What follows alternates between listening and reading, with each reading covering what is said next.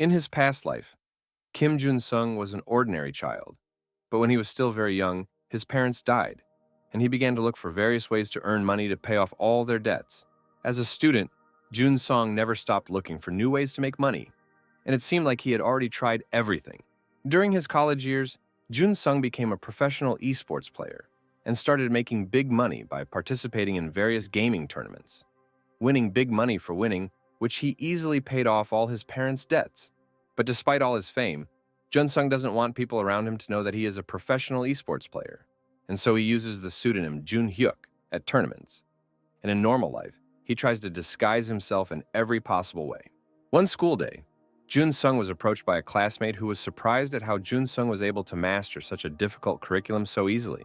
At one point, she notices a new headband on Jun-sung's head, and she asks him if she can try it on, but Jun-sung is against it.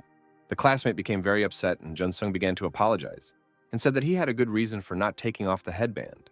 Before Jun-sung could finish speaking, another classmate took off his headband without his permission. After removing the headband, the girls noticed that Jun-sung looked very much like the esportsman Jun-hyuk. The rest of his classmates said that their quiet and inconspicuous classmate Jun-sung could not possibly be a professional esports player. But there were also those who found some similarities. Then one of his classmates suggests that Jun-sung wear her glasses, which were similar to the ones Jun-hyuk wears.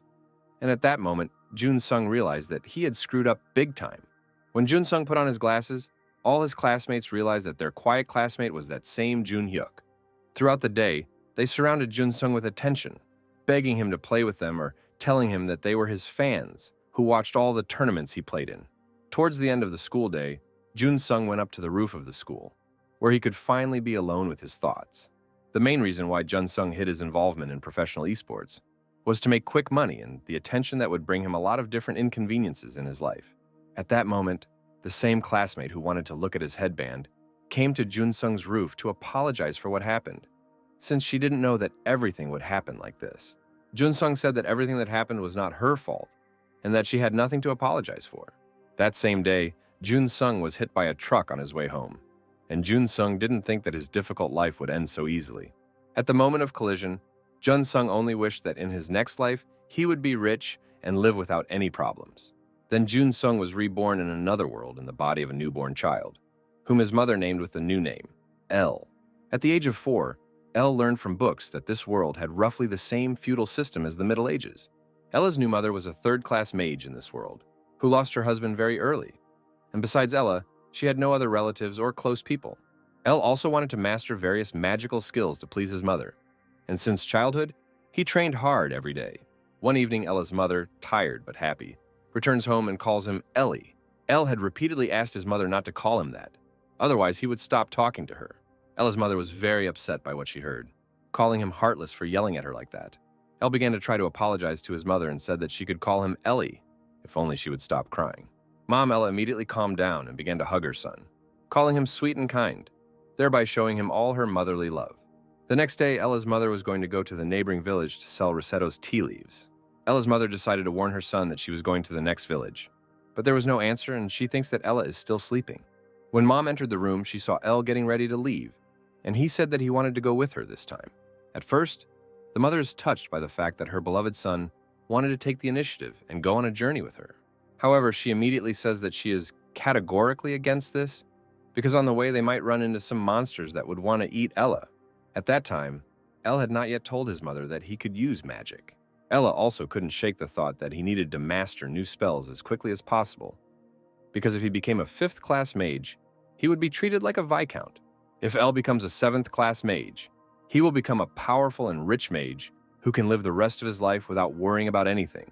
Elle told his mother that they would be okay, and that if there was any danger, he would definitely protect her from danger. Ella's mother couldn't resist such cuteness, and she still decides to take Ella with her on the journey. Elle promises his mother that he will do whatever she tells him and that he will not do anything dangerous. Before leaving, Ella's mother tells him that no matter what happens, she will definitely protect him. Mom started to worry that she and Elle had been walking for several hours without a break, to which Elle replied that he wasn't tired because he had been training a lot before. Elle also added that future great magicians need to work on themselves from childhood in order to have a healthy body and an unshakable spirit. Then the mother remembers that during her studies at the Academy of Magicians, she was often told such wisdom. El distracts his mother from her thoughts and shows her a flower he read about in a book, and said that if necessary, they could use it as a medicine, which once again convinced his mother that El was very smart. A little later, they reached a place where Mom had set up a small resting place during one of her hikes. At one point, El noticed strange sounds coming from the bushes. Meanwhile, a small group of orcs was advancing towards them when they caught the scent of humans. Mom immediately covered Ella with her body so that he would not be harmed in any way at the hands of the orcs. The orcs were very hungry, and they immediately prepared for battle, hoping that they would win and be able to feast on human flesh. El shouts to his mother that these orcs look a lot like green pigs, because he read somewhere that if you call an orc a green pig, it will immediately calm down. However, contrary to all of Ella's expectations, the orcs became even more angry, and they immediately decided to attack them. Mama Ella did not lose her composure and immediately prepared her spell to summon a fireball, with which she wanted to neutralize the orcs. After using fireball, the orcs were hit by a bright burning flame, which immediately incapacitated them. Ella's mother just chuckled at El calling these orcs green orcs. After such an attack, the orcs could do nothing but flee, fearing that they might be attacked again. El was incredibly surprised that his mother was able to defeat such a group of orcs so easily. El told his mother that she was very good at such powerful magic, which made her very happy. During lunch, Mom explained to Elu that orcs are very afraid of fire, but at the same time, even more dangerous monsters can live in this forest. Mom also explained that monsters like trolls and ogres are very difficult to defeat due to their amazing ability to regenerate and very resilient constitution. El thought that if they could defeat even one of these monsters, they could make a lot of money since troll blood is often used in alchemy, and ogre skin is very hard to get. Mom tells El that their journey to Banzark village will take about 3 days, and El says that he can endure such a long journey. After 3 days of continuous travel, El and her mother finally reached the village of Banzark. El looked at Banzark and could not stop being amazed at the beauty he saw. Once in Banzark itself, Ella could not shake the thought that for the first time in his life, he felt as if he was in another world. After Ella and her mother got to Banzark, they headed to one of the local shops. Once inside, they were greeted by Mr. Dibble, the owner of the store. The first thing Mr. Dibble noticed was that this time Ella's mother did not come alone. Here, Mama introduced Ella to Mr. Dibble, calling him her most reliable friend and also calling him a smart and sweet boy. Then the Mr. greeted Ella and noticed his unusual eye color, which was not at all like the eye color of his peers. Mr. Dibble apologized to Ella's mother and said that she really did have an amazing son. After this, Mama Ella showed Mr. Dibble some Risetto tea leaves of excellent quality and variety. Mr. Dibble assessed the tea leaves and said that he was willing to pay an extra 5 gold for them, since people usually couldn't get such high-quality goods. El noticed how well Mr. Dibble dealt with people, and how honestly he priced goods, and he thought that if he had to do business with any store in the future, it would definitely be Mr. Dibble's store. After this, El and Mom did not linger in the store, and they decided to leave the store. After their visit, Mr. Dibble sat down at his desk and kept thinking that El would definitely become a great man in the future. After that, El and her mother went to the magic tower to sell mana stones with runes there. Mana stones allowed anyone to use magic easily, but because each stone could only be used once, they were very expensive. El thought that with his technique he could create rune stones without any problem. But since the materials to create them were very expensive, he simply couldn't risk creating them. Then he asks his mother if he can buy the necessary grimoires from the magic tower. Also in the magic tower, one could purchase magic books of the 9th and 10th class, which would help to achieve the corresponding class of magic. At the moment, the best mage on the continent was able to reach the 9th level of magic. But until now, no one could surpass him in terms of mastery of magic. Ella was amazed by the fact that among all the classes, there was also a 10th class of magic, which caused his plans for mastering magic to change a little. Ella immediately asks her mother to buy him the 8th and 9th grade grimoires, and such an aspiration made her very happy. Once they arrived at the magic tower, they were greeted by the vice master of the magic academy. Mama Ella showed the vice master her mana stones, which seemed very good to him. The vice master wanted to know who this boy was and began to squeeze Elle's face, which Elle himself did not like very much. After this, the vice master introduced Ella's mother to his son Gedrick, who possessed first-class magic. Then the vice master told his son to show the guests how he could summon an energy ball. Then, with great effort, the boy was finally able to summon a small energy ball. Mama Ella was surprised by the vice master's son's skills, and she couldn't wait to find out how powerful a magician he could become. The vice master grabbed Elle's mother by the hands and promised her that if she was with him, Elle would be as skilled in magic as Gedrick. Elu didn't like the way some guy was pestering his mom, so he tells everyone that he can create an energy ball too.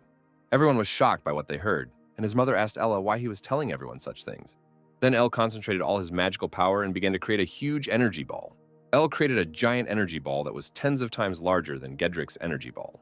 Mom Ella looked at her son's energy ball and was surprised at how much powerful magical power it contained. After summoning the energy ball, Ella's mother immediately threw herself into her son's arms and did not stop praising him, calling him the best magician in the world. After this, the master burst into the room, wanting to find out who was able to demonstrate such magic. The master began to search for the person who created such a large energy ball, hoping to find a 7th-class magician. After that, he saw Ella in front of him and said that he had never seen such an unusual rogue, since according to the master, Ella's eyes did not correspond to his real age. El did not fully understand the master's words, and he explained that such sages as the master can know everything about a person, and for this, he only needs to look into his eyes. A couple of minutes later, El and the master moved to the library of the magic tower, where the master wanted to talk to El alone.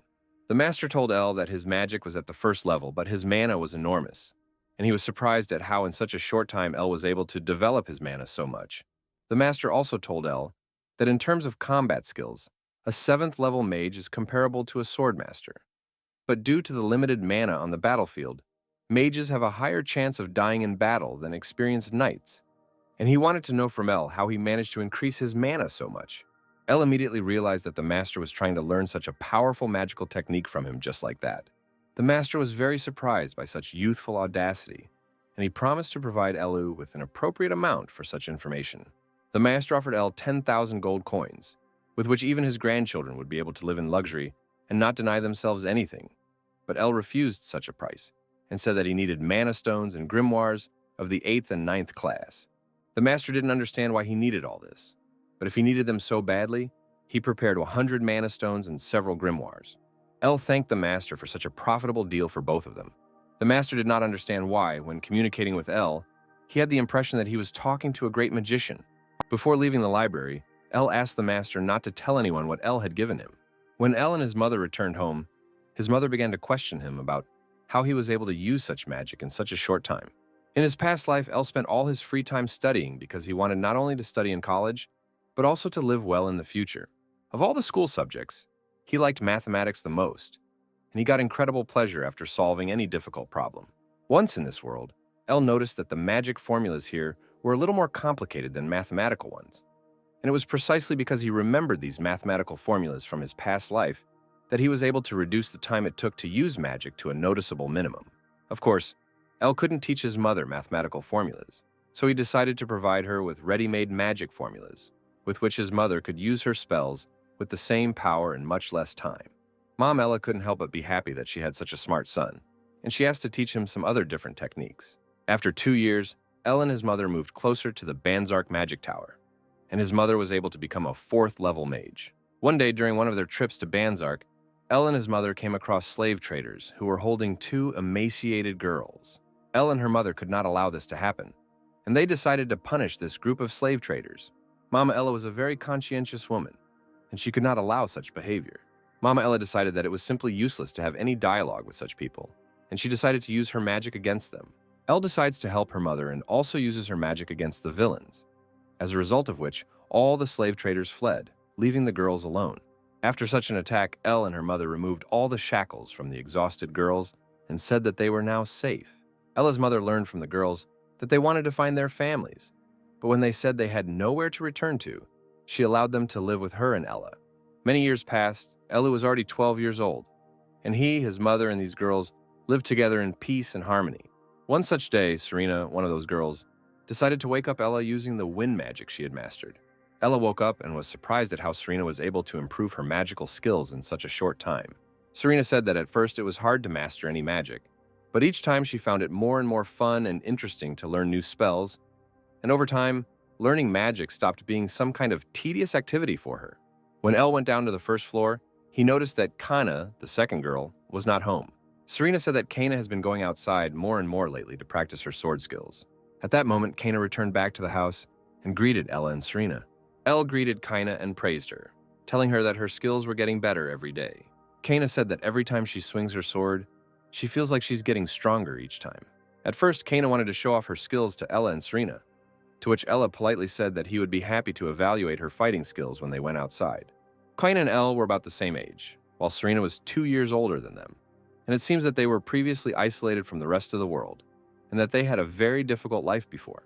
But despite their past, the girls very quickly settled into their new home and new family, and from that moment on, Elle taught them. Serena had a talent for magic spells and easily became a first-level mage. Meanwhile, Kana had an excellent physique and was good at wielding a sword. Elle was very happy for the girls, and he was calm that they were able to find a new home and a new family. A couple of minutes later, their mother came to them simply beaming with joy, and Elle decided to ask her what was so good that had happened. Mom said that yesterday she officially became a 5th grade master. Everyone was very happy for her, and everyone started congratulating her on such a great achievement. Elle suggested that everyone celebrate such an event, but at first no one understood Elle's idea. Then Elle suggested that they all visit the magic tower, and everyone approved of the idea. When they were all inside the tower, the master saw Ella and was surprised at how much he had grown since their last meeting. Elle was also happy to see the master and congratulated him on his recent victory in the battle against the sword master, telling him that the master was getting stronger. The master said that this was all only thanks to the technique that Elle once revealed to him. After that, everyone sat down at the table to find out why Elle wanted to visit the magic tower. Then Elle took his bag out from his bosom and poured a handful of magic stones onto the table. The craftsman was surprised at how Elle was able to create such an item, as it was one of the most difficult items to obtain that Elle was able to make on his own. Such magic stones were much more valuable than mana stones, which could only be used once every few years, while magic stones could be used up to 10 times, and their recovery time took only 3 days. It was because of these stones that mages from other magic towers across the continent had been tracking Ella's house, but nothing strange had happened during all this time. So Elle assumed that such stones could be of great interest to the master, and he realized that Elle wanted to get something in return. Elle said that he only needed 4 things for the Banzark Magic Tower to be able to obtain the rights to use the magic stone creation technique for their further production. And the first of these things was a request to provide his family with protection. Ella's second request was for some books on witchcraft and swordsmanship, so the girls could further develop their skills. Ella's third request was to rent a nice hotel for his mother, who had recently become a 5th-level mage, and he wanted to organize a luxurious vacation for her to celebrate. Mom, Ella couldn't contain her emotions and started hugging her son tightly for trying so hard to do for her. Ella's last request was for books on how to create golems. The master was surprised by Elle's last request, since even with all the necessary instructions, Elle would not be able to create a golem. In response, Elle said that he was simply interested in learning how golems could be created. But it was through golems that Elle intended to achieve his goal. 4 years passed. The life of Ella and his family was prosperous, and they lived in abundance. One night, a couple of bandits were going to capture the creator of magic stones and bring him to their boss. The bandits were ordered to break into the house, find the creator of the magic stones, and bring him back safe and sound, which initially seemed like a very difficult task to them. Then one of the bandits suggested that they simply take and get rid of the creator of the magic stones if he showed any resistance, despite the fact that they were ordered to bring him alive. Then Elle immediately appeared in front of the bandits, which scared them a lot, and he said that this was a very good idea. After this, a small group of large combat golems created by Elle appeared behind the bandits. One of the golems immediately grabbed one of the bandits to neutralize him. The captured bandit tried to free himself from the golem's grasp, but when he tried to strike him with his swords, the swords immediately split into several pieces. The bandits had no chance against such formidable opponents. After a couple of blows, the golems grabbed both bandits, who lost consciousness, and dragged them in an unknown direction. Elle thought that even though these golems were unfinished, they showed their abilities very well during the battle. After Elle received books on how to create golems from the master of the magic tower, he began to spend a lot of time creating them and simply immersed himself in the process. However, despite such good efficiency, they were still not suitable for the purpose that Elle wanted to achieve.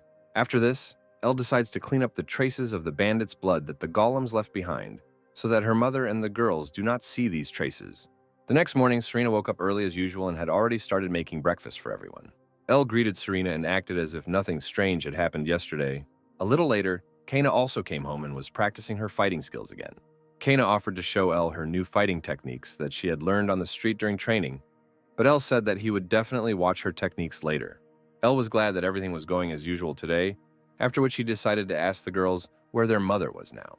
Meanwhile, their mother was training to use her magical skills, but this time, she encountered some difficulties. This time, her magic was suddenly going out of control, and she was afraid that just a little more, and her magic would become completely uncontrollable. After that, her magical fireball disappeared, causing her to fall to her knees from fatigue. At this point, Elle and the girls found their mother and asked her to come home, have breakfast, and at least take a little break from training. Elle told his mother that she shouldn't overexert herself during training, since she was already very good at magic. Mom didn't believe Ella's words and said that it was all a lie and that she should become a 6th level mage. Elle noticed that his mother was acting extremely strange, and he did not understand what had happened to his mother. Then Elle remembered that in his past life, he had used a secret technique to increase his concentration. Then he decides to teach the mother and girls the technique of belly breathing, in which a person inhales through the nose and exhales through the mouth, due to which all the pressure is redirected to one point and increases strength. Everyone concentrated on performing this technique and began to inhale through the nose and exhale through the mouth. After this technique, Serena found it more difficult to breathe because she performed the technique too quickly. Kana's stomach muscles began to cramp because she was trying too hard to breathe. Elle said he usually didn't pay attention to his breathing technique, as even he found the technique a bit difficult to perform. Meanwhile, Mom started to succeed in performing this technique, and Elle noticed how a lot of mana began to thicken around Mom.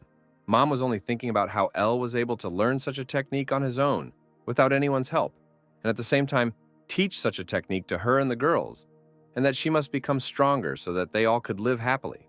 Mom kept feeling how her energy continued to grow, and how her body and spirit were becoming stronger. After Mom concentrated, she created a huge fireball that she could control with ease. From the huge fireball, Mom was able to create a beautiful fire horse, which greatly surprised Ed and the girls. The boys immediately began to congratulate their mother on how easily she was able to perform such a technique, and they also continued to feel all the magical power emanating from her. Mom began to thank Ella for teaching her such a technique, because now she will definitely be able to become a 6th level magician.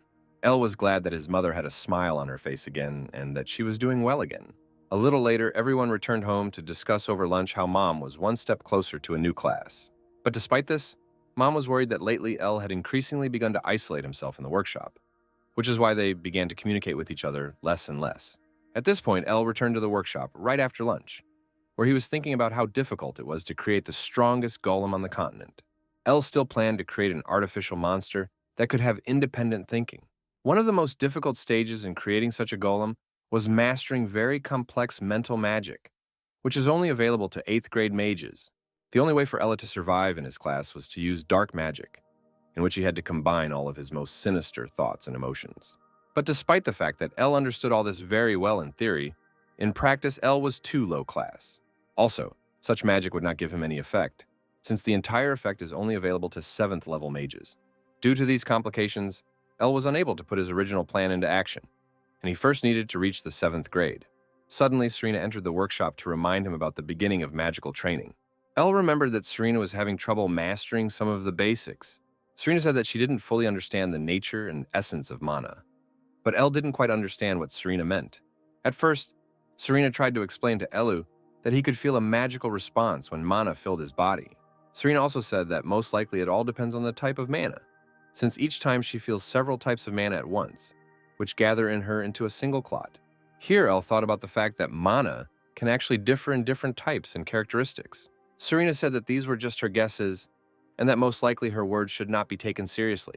Then, Elle went to his desk to test Serena's hypothesis about the differences in the types and characteristics of mana. Elle took out several mana stones from the desk drawer, and felt that each stone emitted its own special mana. Elle felt how the mana of each stone was different from the mana of other stones, and how these different types of mana mixed together to form a powerful magical cluster. Ella was amazed that he had not noticed such an important and useful magical feature before, and he decides to learn a little more about this feature in practice. Elle concentrated several types of mana within himself at once in order to sense this entire magical accumulation. After this, Elle found himself in a space unknown to him, in which he could visually see the differences between types of mana in the form of millions of bright stars in the sky. Elle remembered how in the game he played in his past life, the composition of a unit could give a great advantage in the later game, and he guessed that various combinations could greatly enhance his magical abilities. After this, Elle decides to try to combine all the types of mana that came from the mana stones. Elle was going to create a completely new magical power that Serena told him about. At first, Ella found it extremely difficult to contain and try to control such an outgoing force, even with the use of her special breathing technique.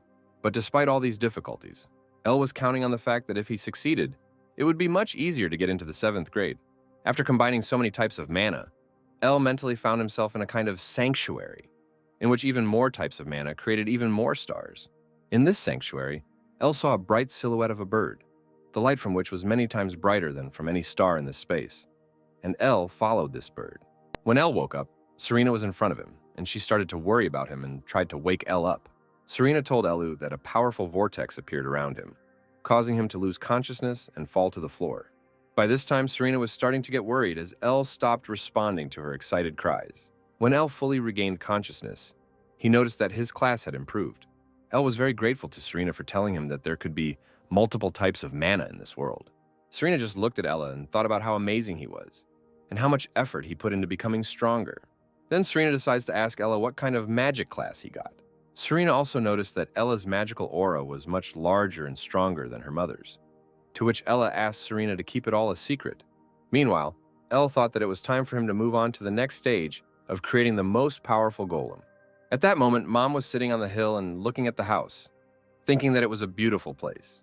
Mom also looked at the portrait of Rayon, her husband and Ella's father, and said that she would do everything in her power to protect their sleep from any danger. It was Ella's 17th birthday, and he was cooking breakfast for everyone that day. El decided to make porridge as the first dish for everyone, which everyone really liked. However, despite such a delicious breakfast, Mom said that she herself would like to make breakfast for everyone on his birthday. But El responded to his mother's words by saying that he enjoyed cooking for everyone because he loved to cook. The next dish that El wanted to treat his family to was kimchi fried rice. At first, Ella had some difficulties with cooking, since getting rice cereal, cabbage, and all the necessary spices in this world turned out to be somewhat more difficult than in the previous world. On top of everything else, El also used magic to make kimchi in such conditions. Everyone was delighted with the appetizing appearance of the dish, which made Ella very happy. At first, everyone thought the dish was a bit spicy, but despite this, everyone really liked the dish. After everyone had eaten their portions, everyone started asking Ella for more, which made him very happy that everyone liked his dish so much. A few minutes later, El was washing the dishes and couldn't stop thinking about how much everyone enjoyed his food. At that moment, Elu's mother approached him and asked him to talk to him about a very serious topic. El looked at his mother and saw her extremely serious expression, which he most likely had never seen on his mother's face. A few minutes later, El and her mother were left alone in the room to talk without any unnecessary witnesses. At first, they were silent for a while, and El thought that perhaps this was some difficult topic for his mother. At first, El thought that she didn't like the food he had prepared for everyone today, after which he immediately rejected this option. Suddenly, Mom said that she had been hiding her past and his father's past from him. But now that Elu was 17, she was finally ready to tell him everything. The first thing she said was that she was the daughter of Marcus Einhart of the Bleard Empire, and her real name was Sylphir von Einhart. This news simply shocked Ella, since the Bleard Empire was one of the most powerful empires on the continent. In addition, the Einhart family was one of the most influential families of aristocratic mages, in which only the most talented children in magic were born. There was also a rumor about this family that Marquis Einhart almost succeeded in becoming an 8th-class mage, while his son had the power equal to that of a 7th-class mage master. Ella was also interested in the origin of her mother's pendant, which only 7th-class mages can create. Ella also remembered that their library contains books that are extremely difficult for ordinary people to obtain, and only very rich and influential people can have such books. Mom continued her story and said that her mother died 4 days after she was born, and so she was raised by a very strict father and older brother. When she was 7 years old, her father betrothed her to the prince of the Bleard Empire. However, she did not want this at all, and she wanted to live freely and live the way she wanted. Years later, she met Rayan Luvius, El's real father, and she immediately fell in love with him at first sight. Even though he had no special skills, no attractive appearance, no wealth, he was the only one with whom she could calmly dream of freedom. Her father originally planned to marry her to a prince when she turned 17, but before that, she ran away from home with Rayon. Even though they were being pursued by her father's guards, she was truly happy with Rayon. But their shared happiness did not last long, and less than a year later, they were captured by the guards of the Einhart family so that her father could personally separate them. Her father promised that he would free him, but first, he allowed her to say goodbye to Rayon. She started apologizing to Rayon for putting him through all this. But Rayon didn't care at all, and just wanted to know if she would stay in the family. She only thanked Rayon for the fact that, thanks to him, she felt real freedom for the first time, and for the fact that being next to him made her feel happy. After that, she told Rayon to move on and be happy without her, even though it would be hard for her to live without someone like him. Rayon just said that even if they were separated from each other, they would still be together. Immediately after this dialogue, One of the guards killed Rayan by cutting off his head, which left Sylphur in deep shock. Her father said that she should be grateful to him for relieving her of such pain, and for allowing her to talk to him one last time before her inevitable execution. Then her father did not forgive her, as when the engagement with the prince was broken off, he simply took and kicked her out. Before she left the family home, her father told her that she could return back to the family once she became a 6th-class mage. That day, she was going to end her suffering, but that was when she realized that she was pregnant. At that moment, she was the happiest girl in the world, and she wanted to do everything to make her future child happy. She wanted to give Ella everything that she was not given in her childhood, happiness and freedom, and that was the only reason she lived. After Mom told Ella everything, she said that she was going to take back her old last name.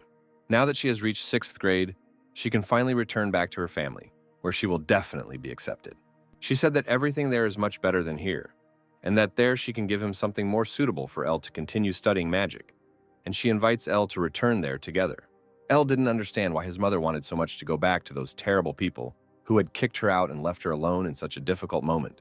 The treatment of aristocrats was different in the Bliard Empire, and in the empire they lived in, it was radically different.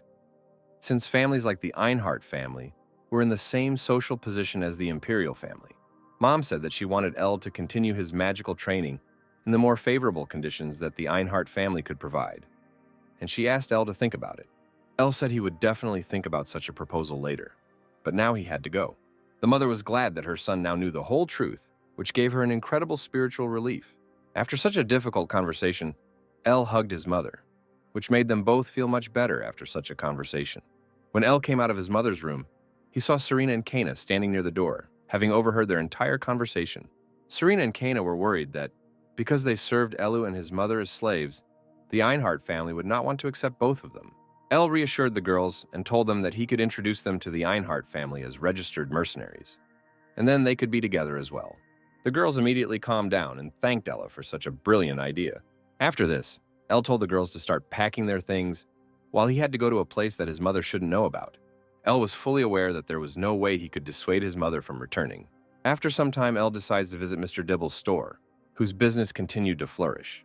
When Mr. Dibble met Elle, he began to thank Elle for the fact that it was thanks to his rights to produce and sell mana stones that his store attracted even more customers, which led to a good economic growth of his store.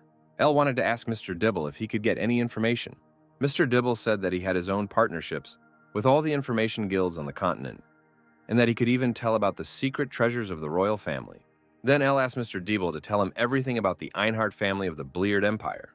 At that moment, Mr. Dibble noticed Ella's extremely serious look, which made the atmosphere much darker. Mr. Dibble began by saying that the Einhart family's history was over 700 years old, and that the family was one of the most prestigious and influential families in the entire history of the Bliard Empire.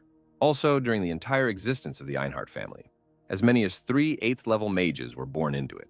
The Einhart family was so influential that they could easily turn people against the imperial power. Mr. Dibble also mentioned the infamous event of the broken engagement of the Marquise's daughter to the Crown Prince, after which the Marquise's daughter ran off with another man. However, history said that the Marquis and the Crown Prince showed their mercy and forgave her, and allowed her to live a peaceful life, after which the Marquis beheaded that very man, and many aristocrats praised such an act. It was then that Elle noticed that this story was different from what his mother had told him, and he realized that his mother was being used in this story as a tool to support their lie. Mr. Dibble also added that there are also rumors that say that Marquis was an extremely ruthless and cruel man who would do anything to preserve the reputation of his family, and that it would be better not to get involved with such a person. Then Elle thought that if his mother returned to the family, she could be used. But Elle would not allow anyone to even try to harm his loved ones. Elle thanked Mr. Dibble for the information he provided, and Elle was about to leave the store, but Mr. Dibble told him that no one had come to the Master of the Magic Tower for a long time. Then Elle decides to also visit the Master of the Magic Tower one last time. The Tower Master felt somehow sad to realize that in such a long time, Elle was the first one who wanted to visit him, to which Elle said that he did not come to him empty-handed. Elle took out a folded piece of paper with a detailed plan for upgrading the Golem Knight, and then gave the plan to the Master. The Master was amazed by such a valuable gift that Elle had prepared for him, after which he began to study this plan. Elle said that it was almost impossible for a golem to create its own consciousness, and so the golem had to be controlled by a knight. While the Master was studying the new plan, He felt that El was not telling him something about this improvement. El said that he was a little tired of all these experiments, and that he would soon be leaving the village, which is why he would most likely not see the master again. At first, the master did not believe that El would soon leave him forever. But looking at El's face, he realized that the matter was extremely serious. Then the master approached Ella and said that someday everyone would know about Ella and his incredible skills. The master is also sure that when this happens, he will definitely be talking about it, regardless of where he will be and what he will become famous for. These words touched Ella very much, and he said that in the future, he would definitely visit the master again. That evening, El was in his workshop, putting the finishing touches on his plan. El then used several mana stones again to create a new type of mana to summon his battle golem. After this spell, his powerful golem knight in golden armor appeared from the portal, which was several times larger than El himself. After the summoning, El ordered the golem to wake up to check its functioning and performance a little. After the wake-up command, the golem awoke and greeted its creator. Even though the golem had reacted correctly now, El thought that his golem still had some flaws, one of which was that the ego wasn't the most suitable for reviving it. After this, El told the golem that after some time he had completed one task for El, but until that moment he must remain in the spatial pocket from which El had summoned the golem. The golem said that he would bide his time, after which he returned to the portal from which he came. El had hoped that he wouldn't have to see the full power of his golem, after which he thought it was time to go. Meanwhile, at the Einhard estate, Marky and his son were playing chess, and the son said that he had completed the investigation into the sale of magic stones, and that he had found the source of these stones. The Marquis was simply happy with this news, since he had been trying for a long time to track down the one who creates these magical stones, and finally, after so many years of searching, he found him. However, the Marquis wanted to know why his son took up this matter only now, when his father had asked him to do it several years ago. The eldest son replied that he had been trying to track down the inventor for all these years, but his golems had created a number of difficulties. He said that all the mercenaries and assassins he sent to do this were mercilessly killed by these golems. The Marquis considered this man to be quite a serious opponent, since he was able to create something that others could not. The eldest son added that all the magic towers on the continent had simply abandoned all attempts to search for magic stones. He also said that the production of such magical stones is quite inexpensive, and therefore such artifacts can bring them a lot of money. The Marquis then calculated that if they could sell such items in one of the 10 stores on the continent, their family store would become the most profitable store. The Marquis' son watched all this from the side and did not understand how a man like his father, who usually did not compliment just anyone, began to admire some stones. The son finally tells his father that this very inventor is Silfer, or rather her son El, who recently turned 17, which greatly surprised the Marquis himself. Then the Marquis ordered that his daughter, whom he had driven out of the family many years ago, be brought to him. The Marquis expected that his daughter would definitely want to return to the family, especially with her son. At the same time, the Marquis never stopped thinking about how his family would prosper when they learned the secret of creating magic stones. The eldest son wanted to know from his father what to do with the crown prince, who would most likely not be happy with the news that Silfer had returned to the family, to which the Marquis replied that it was better not to tell him about it. The Marquis naively expected that the daughter he had exiled would definitely want to return to the family and help her family. The next day, Elle, her mother, and the girls went to the Einhard family, leaving their old home forever, to which they are unlikely to return. Elle was glad that they were all returning to the Einhard family together without any bad memories. Elle also wanted to tell his mother that he had become a 7th grade SAG, but he didn't know how to explain to her how such a young guy could reach such a high grade, while many cannot reach such a grade in their entire lives. Elu also found it hard to imagine how he would be able to explain his magical powers in the event of some emergency. After some time, Elle, her mother, and the girls were in the village, where they were going to go to Kefermil, the place where the Einhard family lived, using the teleportation service. Mom approached the man who was in charge of the teleport to find out the amount needed for the teleportation. The man says that teleportation will cost 200 gold coins per person, and for 4 people, 800 gold coins. Mom said it was too expensive for them, to which the man grabbed her hand and said that such portals are often used by influential people who have money for it. Kana couldn't stand to see what this man was doing, and she decided to swing her leg at him. A minute later, another man approached them, surprised that this man had created such a trivial problem. He apologized to his mother for the inconvenience his colleague had caused them. After his apologies, he walked up to the man sitting near the portal and told him to get out of his place. The man said that they owed 400 gold coins for the teleportation to Kefermil, and also because there were 4 of them, they were given a discount. and in total, they owed 360 gold coins. Mom was very happy that the price was so low, while Elle thought that they almost overpaid for all this by almost 2 times. The man wondered why they were going to Kefirmil, to which the mother replied that they were moving there to live. The man said that in such a strong family they all felt very confident, after which everyone turned their gaze to Kaina.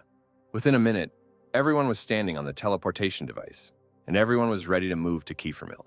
A moment later, Elle, her mother, and the girls were already in another teleportation device, which was located near Kefirmil. After some time, everyone reached the capital, which simply captivated everyone with its beauty. Mom said that the first thing they needed to do was find a place to live temporarily. After that, Mom wanted to register Serena and Kaina as mercenaries, and she was sure that they would be perceived as future professionals. Mom also suggested that after registering Serena and Kaina, they take a walk around the city to show them the local neighborhoods and attractions. At that moment, Mom heard a familiar voice that said her name, and it turned out to be the Crown Prince, with whom Mom had once broken off her engagement. The Crown Prince did not look or behave in any hostile way towards his mother, but was even somewhat polite and hospitable. Elle looked at the man and recognized the same prince who was his mother's former fiancé. Elle remembered Mr. Dibble's story about how Rayon Luvius was brutally and mercilessly killed by the guards in front of his mother, since it was the Crown Prince who gave the guards the order to execute his father. Meanwhile, the prince continued to compliment Ella's mother. The prince also said that despite some disagreements in the past, he is still glad to see her and know that she is alive and well. After flattering compliments, the prince decided to ask his mother who these children were, to which his mother did not know how to answer him. Kaina told Serena that this gentleman was nothing like the nasty man her mother had told her about. Elle looked into the prince's eyes and saw in them all that feigned politeness, behind which he tries to hide all his evil intentions. The prince continued to shower his mother with compliments about how she was still as attractive as she had been in those years, and that she was still the most beautiful girl in the world. At the same time, the prince thought to himself that he would still get her at any cost. Elle clearly saw how the prince was trying not to show his true plans and his bad character. Then Elle decides to intervene in the conversation and, with a smiling and unremarkable expression on her face, asked the prince if he knows his mother. Elle introduced himself to the prince as his mother's son, thinking to himself that this prince could not look at his mother with such a nasty and disgusting look. The prince, with the same polite and smiling face, told Elu that he really did look a lot like his mother. After this, the prince said that he was glad of such an unexpected meeting, and suggested that they meet again sometime, to which Elle said that he would look forward to their next meeting. After this conversation, the prince walked past his mother and whispered in her ear that she was still his woman. Elle heard what the prince said to his mother and shouted after him that very soon he would regret what he did to his mother. The prince paid no attention to Ella and simply thought that Silfer was finally returning to the family. The prince also thought it was a good idea to try to make Silfer his mistress again, and to do this, he needed to get rid of Ella. Elle notices that something is wrong with his mother and decides to calm her down. Mom said that she just needed to pull herself together, after which she suggested that everyone go to the guild to register the girls as mercenaries. After some time, Mom, Elle, and the girls arrived at the guild and were about to begin the exam. The man explained to them that after the exam, the girls would receive a mercenary rank from F rank to B rank, which depended on how well they dealt with the guildmaster. Later, the head of the guild himself appeared, who was surprised that he would be conducting an exam with girls. Then the guild leader suggests holding an exam against both Serena and Kaina at the same time. The guild leader told the girls that he would not hurt them, naively assuming that they would not be able to defeat him. The girls were somewhat surprised by the guild leader's naivety, and together they decided not to spare him during the exam. A couple of minutes later, the girls and the guild leader were in the arena for the exam. The guild leader told the girls to give it their all, and then the girls prepared to attack. Kaina took out her sword and prepared to use a fire sword attack to hit the guildmaster as hard as possible. After such an attack, Serena prepared to use the battle spell Wind Sword to knock the last of the strength out of the coach. At first, they began to worry that they had slightly overdone their real capabilities and that they could seriously injure the guild leader. However, the exhausted guild leader was able to find the strength to come to his senses and inform the girls that they were both receiving B rank. Elle was incredibly happy that the girls were able to obtain the highest rank of mercenary so easily. The girls were also happy about this news, and they wanted to ask their mother if this would be enough for them to protect her. Meanwhile, Mom was a little distracted and was thinking about something of her own with a sad expression on her face. After this, the mother finally turned her attention to the girls and also congratulated them on successfully passing the exam. Elle, of course, noticed that something was wrong with his mother, which is why he also began to worry a lot about her. That same evening, my mother sat in the hotel and kept thinking that the prince had not changed at all over all these years. She was afraid that this prince would make every effort to make her his mistress, after which he would definitely want to do the same thing to El that he once did to Rayan. She couldn't allow anyone to harm her son, and she was ready to do anything for him. She just wanted to quietly and peacefully return to her family, but after meeting the prince, she realized that it would now be much more difficult to do so, and she began to think that the Einhart family should side with Ella and protect him. Meanwhile, Elle and the girls had just returned to their mother's room. When Elle entered the room, his mother immediately offered to let the Einhart family know his secret of creating magic stones. Mom also said that the entire continent is currently obsessed with the idea of creating magic stones. And if Elle teaches the Einhart family how to create magic stones on their own, they will definitely accept and protect Elle. Elle told his mother that they shouldn't do that, since he was capable of protecting himself, his mother, and the girls on his own. Serena and Kana said that they, too, are able to protect each other from any danger. After all that was said, Elle and the girls invited their mother to have a few drinks with them. The girls also brought food along with the drinks, since they had not eaten anything all day. Mom felt a little better and decided to have a snack and a drink with everyone. Elle thought about how in his past life he couldn't help his late parents with their debts. However, in this life, Ella had all the necessary knowledge and skills to help his mother and the girls, and he promised himself that he would give his mother and the girls what his parents could not give him in his past life. The next day, Elle, his mother, and the girls were already supposed to be heading to the Einhart family estate, and he hoped that everything would go without incident there. A couple of hours later, Elle, her mother, and the girls were already standing at the gates of the Einhart estate. Elle and the girls were amazed by the size of the estate, which was even larger than the village of Banzark. First, the mother looked at the estate and realized that it had not changed at all since she was kicked out of the family, after which she approached the guard and demanded to let them in. At first, the guard did not want to let them in, but she said that Sylfir Einrart wanted to return home after 17 years in exile. The guard then apologized and ran to the estate grounds to inform the Marquis of his daughter's arrival. While her mother waited, she remembered that there was a rumor going around the continent that after the Marquis had driven his daughter away, the power of the Einhart family had begun to decline, and her father had become so melancholy that he had not eaten or drunk for a month. She also didn't understand what her father meant when, after Rayan's execution, her father told her that she should be grateful to him. Elle noticed again that his mother was thinking about something bad again, and he put his hand on her shoulder, letting her know that everything would be okay. In the distance, Mom noticed her father, Marcus, and her older brother, who were heading in their direction. The Marquis immediately grabbed his daughter and began to apologize to her for what he had done. Elle watched this from the outside and did not understand how a man like the Marquis, who had spent his entire life striving for glory for his family, would so sincerely apologize to the daughter he had exiled, and apparently he had some good reason for it.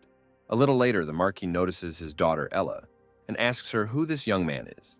Mom told Marquis that this boy was her son, and at the same time his grandson, after which Elle himself introduced himself to his grandfather. At first glance, the Marquis seemed like a very friendly and benevolent person, but Elle saw how the Marquis began to examine his magical energy. The Marquis was very surprised that such a young boy was already in 5th grade.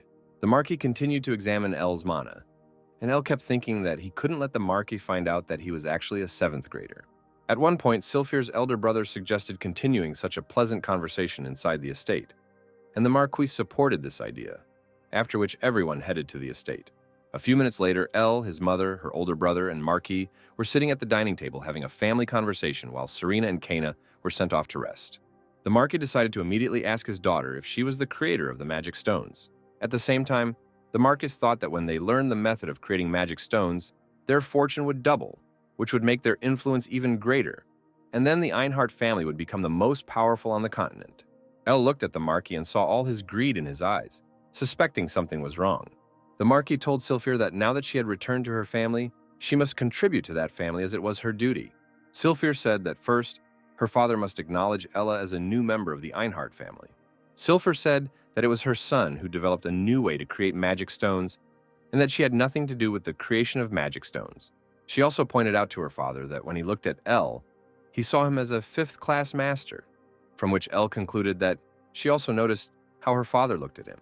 Sylfir also added that despite the fact that there were 3 8th-class mages in the Einhart family, no one in the entire history of the family could achieve the same results that Elle was able to achieve at his age, and that he would soon become so strong that he would be able to amaze the entire empire with his skills.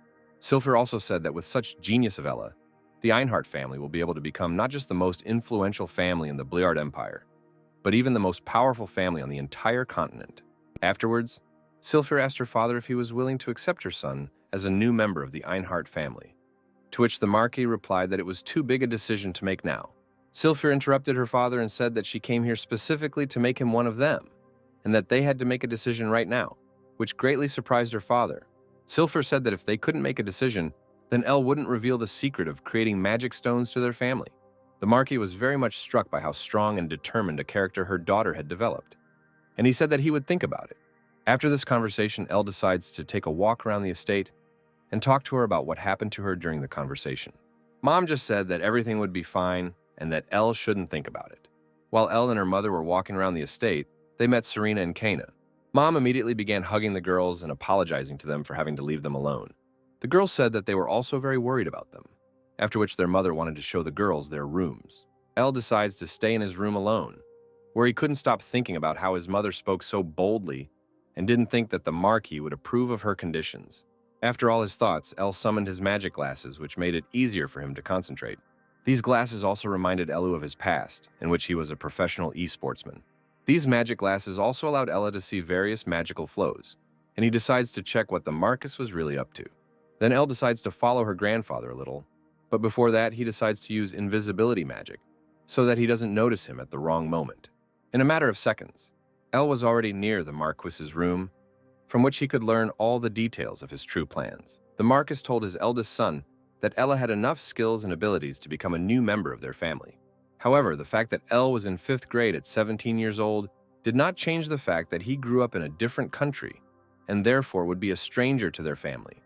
But the Marquis was also worried about the fact that he came here to avenge his father and Sylphir. The older brother reminded their father that Sylphir was a 6th grade master, and that could be a problem for them. The Marquis reminded his son that there were about 20 mages in their estate who were better than her, and who could intervene if necessary. The Marquis also said that the Crown Prince sent him a reply letter, in which he said that if the Marquis agreed, he would accept Sylphir as a concubine. However, the eldest son was worried that if things didn't go according to plan, she would find out that their family was kidnapping talented magicians and brainwashing them in order to later make them part of their association, which the Einhart family uses for personal gain. The Marquis immediately interrupted his son and told him to shut up, as someone would be able to hear their conversation even under the magic of silence. While Elle was eavesdropping on the entire conversation, he noticed that there were several special devices in this room that even 6th class mages could not turn off. Then Elle thought that if someone found out about their plan and the kidnapping of talented magicians, it would become the biggest scandal in the entire history of the Bliard Empire. The eldest son said that he would no longer speak to the Marquis on this subject, to which the Marquis told him not to worry about the prince. The prince was also involved in this whole thing, and he would not do anything that could potentially harm him. After this, he hands one throwing knife to his eldest son and asks him what he would do in his place. The eldest son realized that this was a test, and that he would face extremely unpleasant consequences if he did not correct his mistake. Then he takes the knife and tells his father that he will first answer the prince that he is satisfied with this proposal, after which he would seize Ella and hold him hostage until Sylphir reveals to them the secret of creating magic stones. He also added that when he learns the secret of creating magic stones, he will send Sylphir to the prince, and if necessary, he is ready to use force and seal Sylphir's magical abilities. He also added that he would brainwash Elle and make him a magician who would serve their family, which Elle himself did not like at all. The Marquis was pleased with his eldest son's plan and said that he would now be the main successor. Ella couldn't help but think about the heartlessness of this family, and that he might have refused his mother's offer to come here from the very beginning. He wondered why he couldn't stop or hinder his mother's suggestion to visit such a place.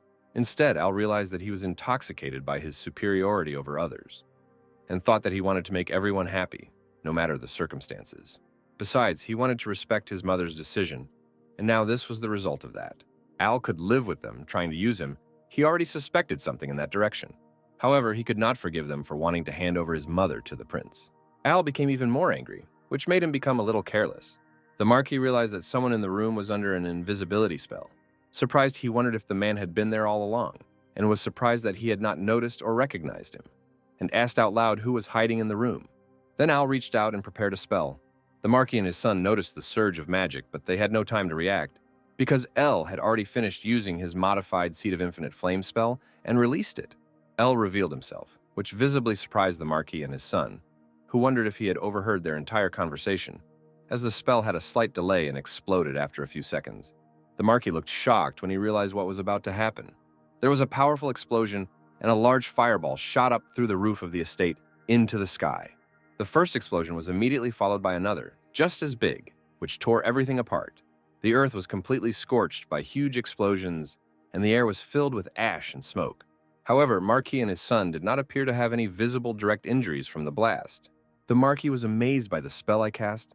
It would take any other mage over half an hour to cast such a spell. Besides, it was a 7th tier spell that could effortlessly kill thousands of people at once. Immediately after the explosion, guards from the family estate burst into the room where the heads of the two families were and asked if everything was okay. Looking at the small crowd of soldiers and the two leaders, Al floated slightly in the air and said that he was glad that they were still alive, as his anger was too great to end their lives so quickly. Al extended his hand again, not giving them a chance to react to the small ball that formed under his palm, surrounded by a magic circle. Al told the small group standing below him that he wanted to ensure that they would suffer endless torment and ask for forgiveness, repenting of their actions for daring to raise their filthy hands against his family. He raised his hand and the small ball turned into a large magic circle behind him. El cast a summoning spell, proclaiming that suffering and destruction would befall those who stood in his way, his eyes filled with concentration and hatred towards the people present. He completed his summoning and his night golem in golden armor emerged from the interdimensional space. Standing behind Al, the guards could not believe what they saw, wondering how such a creature could have ended up here. The Marquis began to laugh, which prompted his son to ask if everything was okay and why he was laughing. With shining eyes, the Marquis declared that it was wonderful and the best thing he had ever seen. The few guards who had the courage to do so did not believe that the golem was real and swore on behalf of the Inart family that they would not allow El to do as he pleased and attempted to push the golem back. They rushed towards El and his golem. A small bright light blinked through the slits in the golem's helmet, signaling that it was fully operational. With one swift but incredibly powerful blow, the golem attacked the guards who dared to attack El, and all the guards went into the air. The eldest son could not believe what was unfolding before his eyes, and it seemed that his brain was even smaller than his father's. He looked down at the falling bodies, lying motionless on the ground, dead from the wounds inflicted by the golem's attack. The Marquis angrily stated that it was definitely not a fake, and stated that his family could now become the strongest family to ever exist with such a golem on their side. He pointed his finger at El and ordered the new guards gathered behind him to kill El and force him to reveal the secret of the golems. El's expression remained terrifying, clearly indicating that he had not shown all he was capable of, enough money to retire, and why he needed more. The Marquis looked clearly confused, not understanding why El was looking at him like that. Al floated next to his golem, watching the attacking guards and the devastated, charred land. Another magic circle hovered in front of his golem, reflecting attacks aimed at it. El began to position himself behind his golem and channel more of his mana into it, causing his mana to spread out in waves around him, slightly pushing away everything present in the individual humans. The guards realized the extreme power of this mana and realized that they could not resist it. Even the eldest son had to somehow defend himself from the mana controlled by El through his golem. The Marquis was also surprised and realized that this mana could not belong to someone who had just mastered the 5th stage of magic. It seemed to be on the level of a sword master, perhaps even stronger. He remembered researching Manuel during their first meeting in New York, and put a few things together. He realized that El must be the magician who caused the 2 powerful explosions.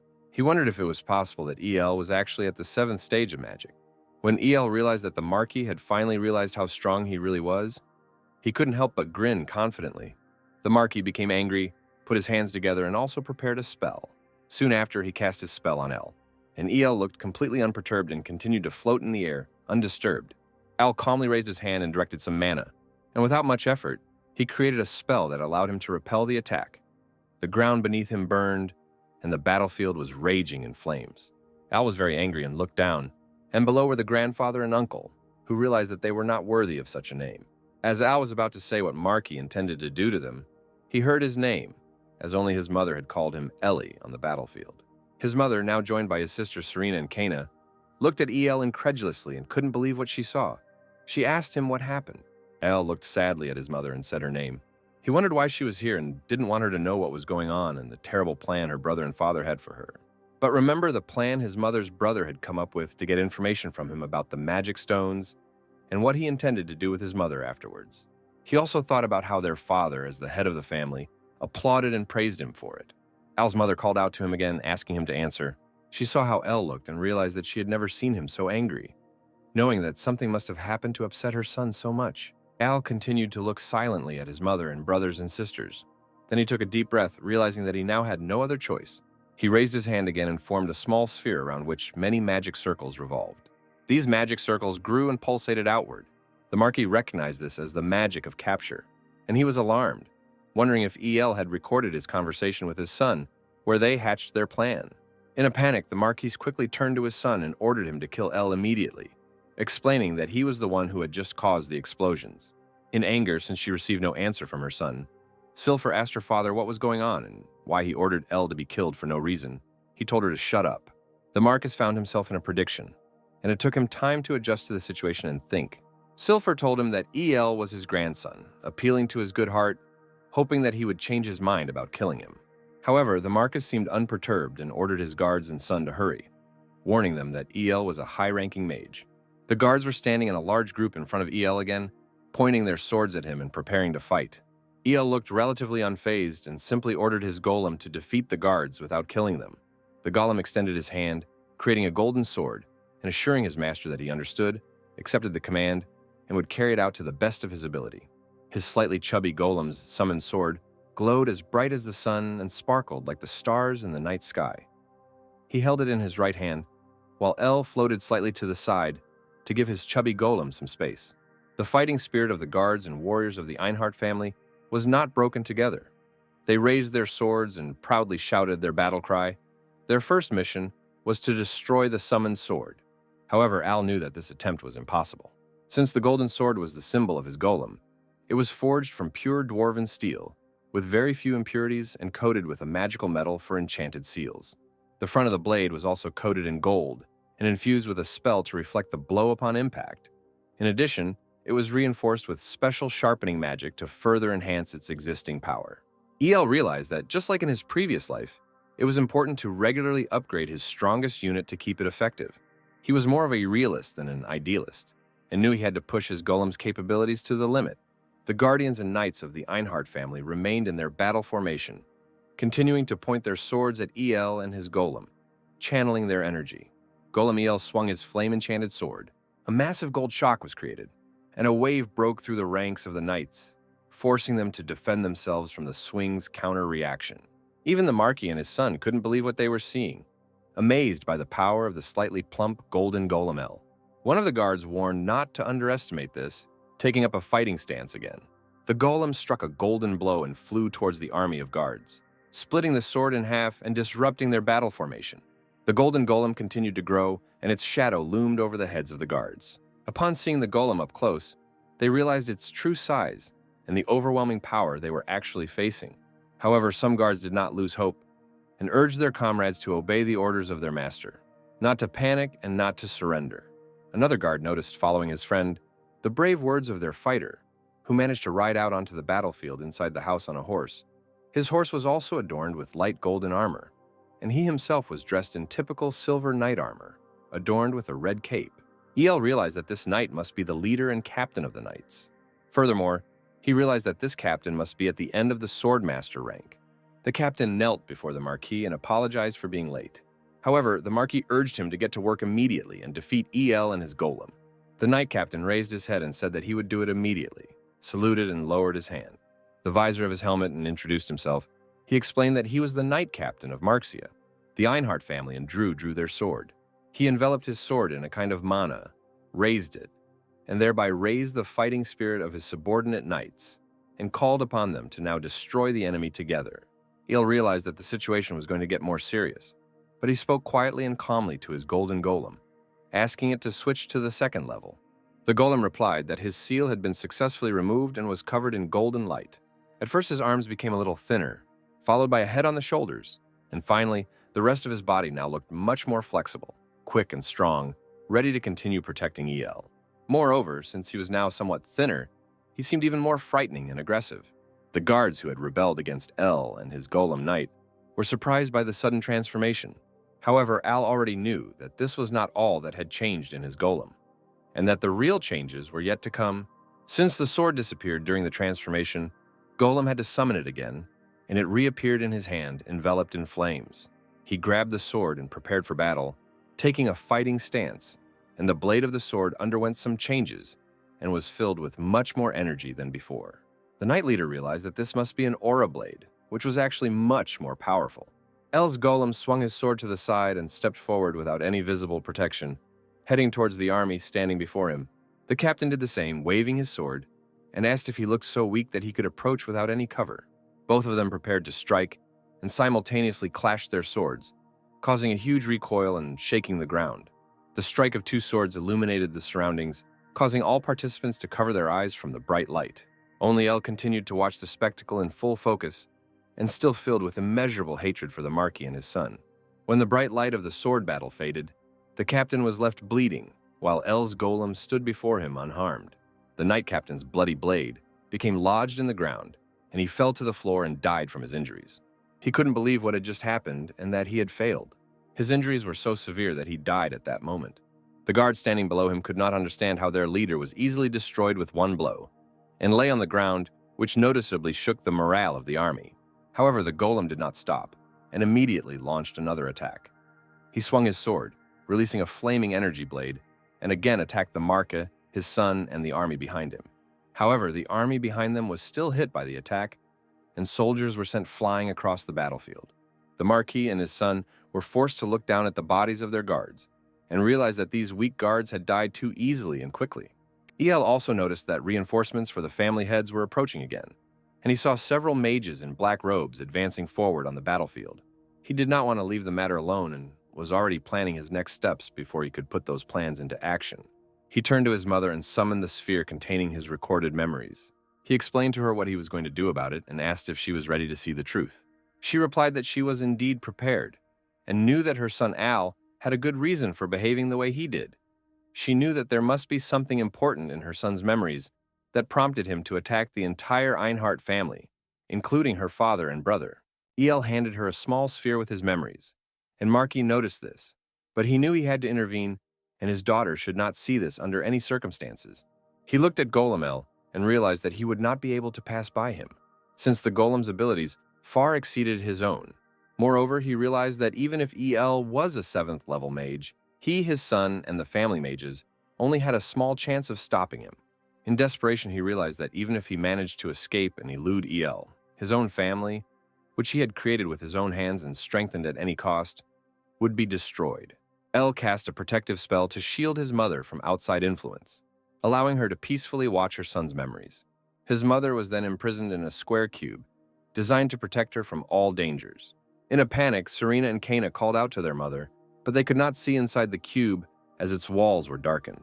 Meanwhile, Silfer held El's memories in her hand, and these memories expanded around her, revealing very interesting moments. She saw a memory of her father and brother discussing the prince's letter and deciding to introduce her as their mistress. In addition, she realized that the Einhart family had kidnapped many promising talents from other countries and brainwashed them to serve the family loyally. She then saw a memory in which her own brother explained to their father his plan, which involved mining silver against her will.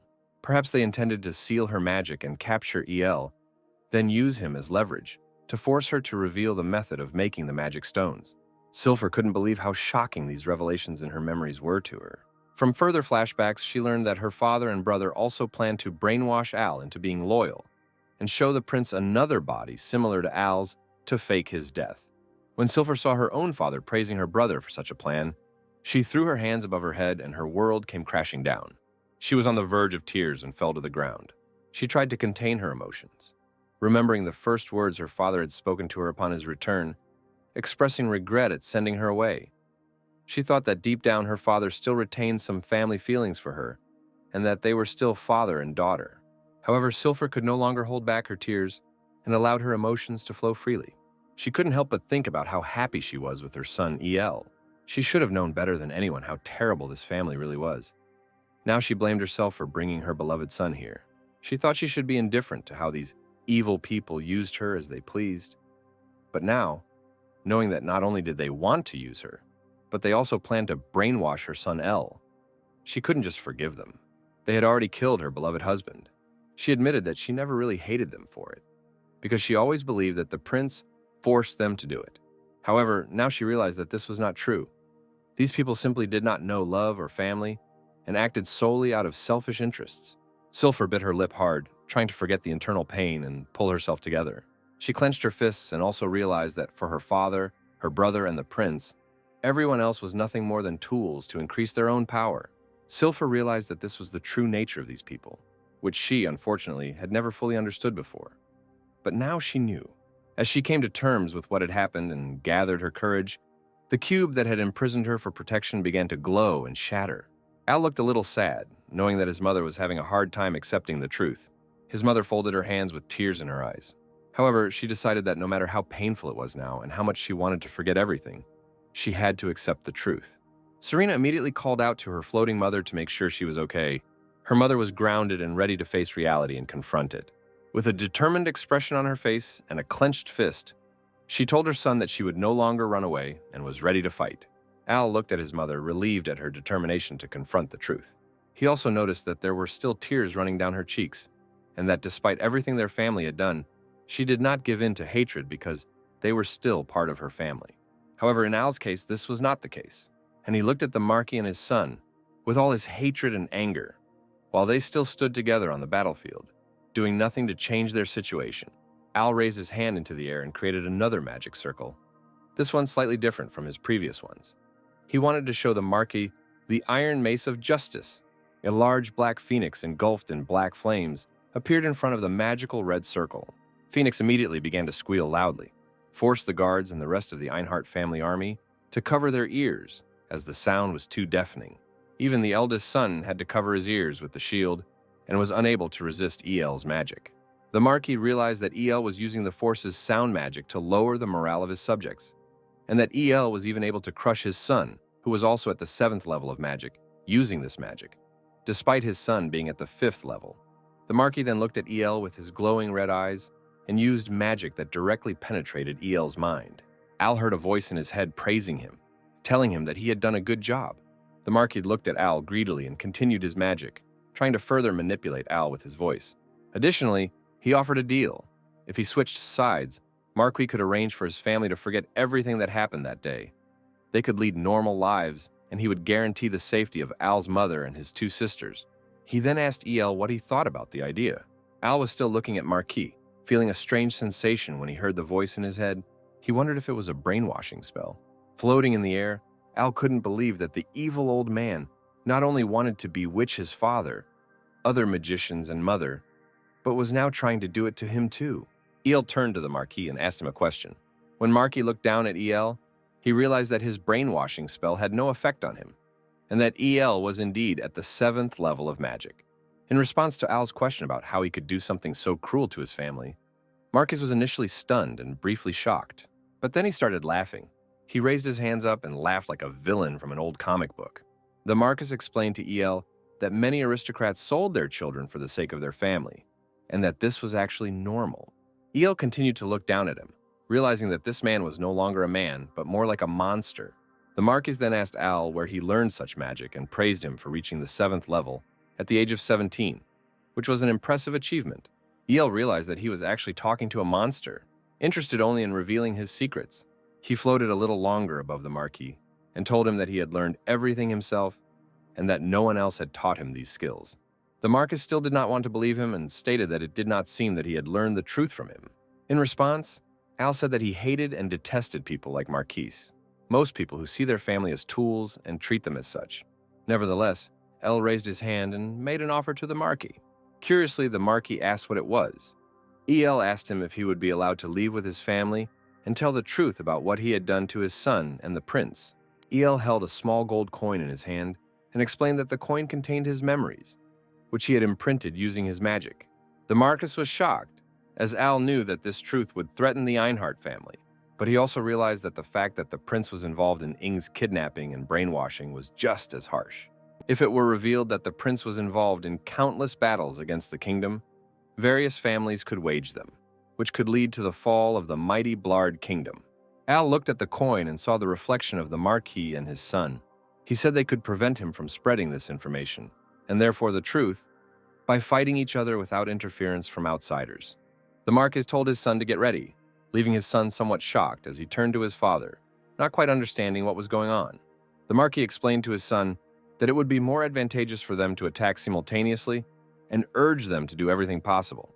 His son had the same crazy smile on his face as his father, and he agreed. El looked at his two opponents and knew it was time to get serious. He touched his head with his finger and used a little magic. Then he prepared to attack, holding the ball in his hand. He told the Marquis and his son that they had greatly underestimated him and angrily turned his magic on them, showing them what despair was. However, the Marquis and his son were able to directly counter El's first attack, with a counterspell that looked much darker than the spell I had missed. When the two spells collided, another powerful explosion occurred. Meanwhile, in another place, a man melted before his king and greeted him. The king told the man that they had probably heard already, but still informed them that there were witnesses reporting the use of 7th-level magic. The red-haired man, Duke Klin, who was kneeling before his king, confirmed that he had heard about it too. The king explained that this was a very serious matter, and if a member of the Einhart family was responsible for the 7th-tier magic and the resulting explosion, he would hold them personally responsible. The red-haired man asked why he had to interfere at the end, to which his king explained that the Einhart family had become too powerful, and this was a good opportunity to weaken them a little again. Duke Klin expected no less from his king, who ruled over all. The king told the duke that he would lend him 10 men from his royal knights and 100 men from the Central Order. Knowing that the duke would lead and deploy them properly, he entrusted this mission entirely to the duke. The duke looked up and accepted the task he had been given, intending to carry it out to the best of his ability. As he was about to leave, he heard a voice. Another person joined the conversation. It was the Prince of Alka. The king asked the prince what he wanted. The prince said he wanted to ask a favor, and asked if he had heard correctly, that the duke was now on his way to Marcus Einhart. The duke immediately confirmed this. The prince then asked if he could accompany him, expressing a desire to take advantage of the opportunity to reduce the Marquis's influence and power. He looked at the duke and the king with a conflicted expression on his face, for his real goal on this journey was Silfer. He wanted to make sure he took advantage of this opportunity to win her over. The king asked the prince if he believed he could deal with the Einhart family and defeat them. The prince answered the king's question by saying that he thought he could handle it and that it would be a good experience for him. The king gave permission and ordered the duke and prince to proceed carefully to the Einhart estate. Both understood the order and prepared to leave. Each of them was on his own horses, and the prince told the duke that he was already glad to work with him.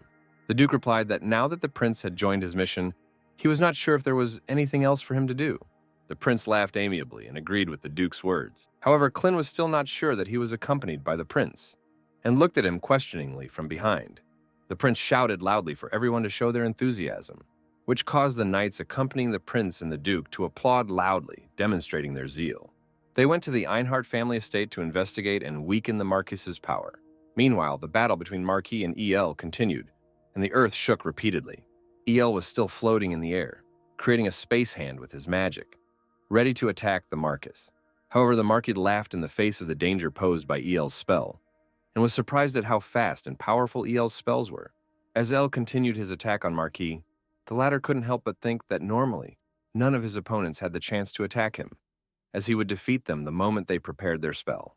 The eldest son prepared a spell, raising his fingers like Naruto casting a spell. Runes appeared around him, forming a magical circle of fire magic around his fingers. Shortly after, he cast a firestorm spell and sent it towards El. Smiling, he was curious to see how El would handle his attack. El prepared to counter the attack and also used magic to create a massive earthen wall to block the fire attack. The Marquis, who still had no idea that he shouldn't engage in battle with El, took the opportunity to use his lightning magic arrow and attack El. However, El effortlessly parried the Marquis's magic with a few steps and repelled his attack. Now it was Al's turn to strike back. He extended both his hands forward, creating a magic circle around them, which formed a sort of magical armor around Al's body. El controlled the elements of fire, light, wind, water, and earth magic around him, similar to the Avatar from Avatar: The Last Airbender. He combined this magic and threw several stones at the Marquis and his son, who could not believe what they saw. But El wanted to show more and went further, using the same technique and launching a second attack directly at the Marquis and son, not giving them a chance to resist. The eldest son couldn't believe his eyes. He was surprised that El only needed to see his secret technique once, and now he could use it even faster than him. He cursed, but still managed to cast a protective spell and shielded himself with 3 magical barriers to withstand EL's attack. However, the flame was too strong and destroyed every shield. Just before they could reach the Marquis' son, he managed to teleport to safety, dodging the flame. The eldest son teleported high into the air and then planned to catch EL off guard and launch a counterattack. However, Glutton was unable to determine EL's position and frantically looked left and right to find his opponent. Suddenly, Al appeared behind his uncle and told him that he was too slow and would never surprise him like he had just done. He turned around and saw that EL realized he was moving too fast. EL extended his hand again, preparing to finish off his uncle. The shocked eldest son used magic again and quickly flew to the ground, escaping from Al's grip. Al cast some sort of Japanese hentai spell with tentacle-like magical manifestations in an attempt to trap his uncle. The Marquis recognized the spell I used and knew that the net spell was meant to restrict the enemy's movements, but he also knew that his son could easily handle such a spell. The eldest son raised his finger, releasing a small ball that caused a fiery vortex to push back the mesh tentacles. He was sure that such a spell would do little against him. Then EL rushed at his uncle with his magic, but Glutton continued to defend himself from EL's attack with his fire magic. The Marquis watched the spectacle from a safe distance and was pleased that El's tentacle net attack had failed, knowing that net magic was at a disadvantage compared to fire magic, and he smirked smugly. Meanwhile, EL and the Marquis' son continued their intense battle, neither of them willing to give up. The eldest son was clearly on the defensive. EL, who had to conserve some of his strength and could not fight as ruthlessly as his opponents, went on the offensive. The Marquis saw another opportunity to launch a surprise attack. The sky darkened and lightning flashed through the dark clouds. The Marquis extended his hand towards the sky, and magical runes formed around him again. He praised his son for holding back EL, allowing him to prepare the spell. Everything was going exactly as he planned. He looked up at the sky, confident that the next attack would defeat EL when he was ready. The Marquis already had a triumphant smile on his face, knowing that it could all end at any moment. The lightning continued to approach EL, who stood motionless and made no attempt to defend herself from it. He looked at the lightning the same way a deer looks at the headlights of a car at night. But at the last moment he grinned, and with the help of his magic he summoned a massive lightning rod, intercepting all the lightning before it touches him, rendering Marquis's attack completely ineffective. The Marquis could not believe it and considered what had just happened before his eyes impossible. EL told him that his attack was not bad, and he really surprised him. Still unable to believe that EL had successfully defended himself from his thunder strike, Marquis asked what kind of magic it was. Then EL turned around and with a smile on his face asked him why he should reveal this to him. He said that it would be foolish to share such important and valuable information with his enemy. This arrogance, this smirk, and the fact that he couldn't use this power made the Marquis furious. EL looked at his lightning rod with pride, realizing that it was very effective, successfully absorbing all the light magic. He knew that firebending was usually considered the opposite of waterbending. But as a defensive method, waterbending was not very effective since firebending could boil water and burn the waterbending user. From a young age, EL did a lot of research because he was interested in learning about different types of magic. He found that the best way to counter fire magic was earth magic, and that water magic was best countered with plant magic. Against the wind, a magic stone or iron magic will be most effective. Only what to use against lightning magic puzzled him, since it was more difficult than other types of magic. He knew that weak lightning magic could be easily stopped by stone or iron magic, but if it was strong lightning magic, simple stones or iron would not be enough. It was then that he remembered his old readings about lightning rods in his world. It was the first time that El tried this type of magic, and for a first attempt, the result was impressive. It worked perfectly, neutralizing a 7th level lightning spell. EL took the opportunity to look at the Marquis's son. He was also surprised that EL countered his father's magic with his own unknown magic. For a second, the eldest son forgot that he was in the center of a life or death battle. EL took advantage of the moment and shouted at him that this was his end. He summoned his cosmic hand again, which appeared from the portal right in front of his eldest son, and dealt a powerful blow, sending him to the ground. The Marquis looked in shock at his son lying on the ground, unable to fully understand what had just happened. And EL said that now it is a one-on-one fight. Al looked at the Marquis's son and realized that he would most likely lie in bed for a whole year and not be able to move. He pointed to Marquis and told him that he would be next.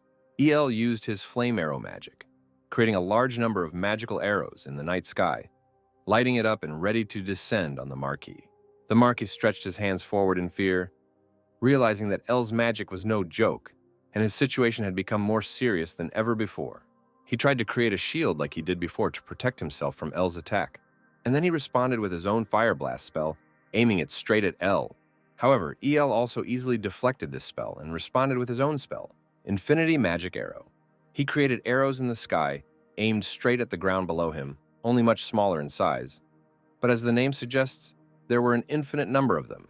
El explained to the Marquis that while these arrows may be smaller and weaker individually, their infinite number makes them extremely powerful. The Marquis did not know what to answer and simply looked into the air in amazement. As the arrows rained down on him, he used shield magic again to protect himself. El's arrows rained down on the Marquis's shield one after another, putting significant pressure on it and pushing it back. The arrows continued to fly, and the shield was on the verge of giving way under the enormous strain. Even in the current situation, the Marquis could not believe that he was fighting such base magic. He wondered how he could fight so hard against a second-rate mage, and realized that he should be called the most powerful mage on the continent. He looked at El and realized he was just fighting a 17-year-old kid. Suddenly, an idea occurred to Marquis, and he wondered if El was really only 17 years old. He thought that such an understanding of magic and these complex strategies must come from someone much more experienced and older. He couldn't know that El was already in his second life, and had lived his previous life as Kim Jun-nung. He looked at El and wondered who he could be, and why his family was completely destroyed because of him, and cursed him. Finally, the Marquis's shield shattered like a broken mirror into many small pieces. He looked through the debris and saw that El's attack was still approaching him. Many arrows continued their journey, and now finally reached their target. The Marquis fell rapidly from the arrows he received. The Marquis bled to death from several direct hits and fell to the ground, defeated and bloodied, just like his son. His guards could not believe what had just happened before their eyes, and shouted the Marquis's name to check if he was still conscious. Finally, El landed on the ground. His anger did not subside, and he looked at the fallen Marquis with fury and hatred. He said that he would not kill him and his son, as that would not be a fitting punishment for them. Instead, he wanted to take away their ability to use magic, as they intended to do to his beloved mother. The weight pressing down on Marquis increased, pushing him into the ground. El explained that he would not kill them, but still wanted to hurt them more. Runes formed around him, and he was about to cast his bone-breaking spell. And suddenly, a loud bang was heard over the battlefield, and El came to his senses. He turned to his mother and saw that she, along with her sisters, is still standing on the edge of the battlefield. El looked at his family with sad eyes. Unsrina Kana and his mother, who told him that enough was enough, and she asked him to stop. El wasn't sure why she said that and remained silent, looking at his mother in amazement. His mother knew of her son's talent and how great it was, but she could hardly believe that at the tender age of 17, he had already reached the 7th level of magic and was capable of creating such a powerful golem, a golem that managed to defeat a swordmaster with just one blow, something no other mage had ever managed to do before. She realized that her little son had grown into such a powerful magician without her knowledge. However, she also knew that the man El was fighting against was her father, and while she couldn't forgive her father and brother for trying to kill Al or brainwash him, she also couldn't allow Al to kill her father and brother. She told El that he had taught them a lesson and that should be enough. She didn't believe that her father and brother would ever hatch again and carry out such plans. However, Al said he could not fulfill her request. He looked at the Marquis's son and his grandfather. Al said that if he let them go, they would be the ones who would come back for revenge. His mother said that this may be true, but killing them would still be wrong, since, in addition, she explained to El that he still has memory magic, with which he can prove their plans at any time, and therefore they cannot recklessly seek revenge as long as he can use those memories against them. Al thought about it and realized that his mother might be right. Besides, he thought that if he deprived the Marquis of his ability to use magic, the entire kingdom would turn against them. It would mean putting his entire family in danger. El agreed with his mother and stated that he would not harm her father and brother. He turned away from the fallen Marquis and told his family that they should leave this vile place as quickly as possible. Moreover, Al advised his mother that with her abilities and 6th place in magic, they could find a place far away and lead a peaceful life. His mother agreed and humbly wished for exactly what her son wanted, and shamefully admitted that Al was right, and was forced to admit that, although she was the adult between them, she was wrong. Under the full moon and a cloudy night, she had to admit her mistake. After bringing El to Marquis and telling her that it was all her fault that led to the current situation, she looked into Al's eyes and told him that while power might be important in life, love within family was much more important. Al looked at his mother a little melancholically and thought about his family from his past life, but agreed with her statement that family was the most important thing. Al pulled himself together and asked his 2 sisters if they wanted to come with them and continue to be a part of this family. Al's mother, Serena, and Kana were a little confused as to why he suddenly asked this when the answer was already clear. However, Kaina said that she would of course stay with him and go with him wherever he went. Serena also said she wants to be with him and their new mother wherever they go. Al's mother was pleased that her two adopted daughters wanted to stay with them and her son, and she seemed quite happy. Al walked up to his family and thanked them for deciding to accompany him. However, he still had something to do, and he turned around to summon his golden golem. He walked straight up and headed towards EL, ready to receive further commands. Al praised his golem for the outstanding work it had done on the battlefield, and decided it was time to give it a fitting name. He named his golem Tana, and it shone with a golden glow, expressing gratitude to its master and creator for this name. Just as EL was about to use his teleportation magic and disappear along with his family, a man suddenly appeared from behind and said that he could not let them leave now. EL immediately turned around, and Tana was ready to confront the stranger. Tana quickly parried the attack of the unknown person who tried to stop EL, while EL also used magic to protect his family. The attack was furious, and it was difficult for Tanya to stop it. The clash of forces grew stronger and stronger until it caused an explosion that raised a little dust. EL realized that this attack was truly powerful. Laughing smugly, the prince stepped out from behind Duke Klin, declaring that he expected nothing less from him, the captain of the royal guard. El immediately recognized him, realizing that the man next to the prince was not an ordinary person. He knew that he needed to step up his game to avoid losing, and he called on Tana to activate the third mode. The golem, who had just defended himself from another attack by the client Duke to protect EL and his family, broke another of his seals at EL's command, activating his third stage. Tana raised her hand and blocked Duke Klin's attack without much effort. He even managed to push the Duke and the prince back a little. However, when Klin noticed that he was being forced into a defensive position, he stopped the attack, curiously asked El who he was. He was amazed and acknowledged Al's talent, but also noted that a man with such talent should usually fight on the side of the kingdom. El listened to Duke Klin without resistance. The Duke continued to state that he did not really want a conflict with him, but felt he had no other choice given the circumstances. At this point, the prince interrupted him and asked what he was saying, pointing at EL. The prince grinned greedily. His thoughts focused solely on achieving his ultimate goal of making Silfer, El's mother, his own. EL clenched his fist angrily, immediately realizing the prince's true intentions, and realizing that it was all just a ploy to make his beloved mother his mistress. The moon slowly disappeared behind thick clouds. EL told Duke Klin that he needed to apologize, but he had no intention of joining the kingdom, which he stated by angrily pointing at the prince that he would destroy him now. He ordered Tanya to keep the Duke busy until he could accomplish this, which Golem immediately understood and was ready to do. Tana once again channeled the golden energy into her hand and summoned a golden sword, which somehow always disappeared whenever its next seal was broken.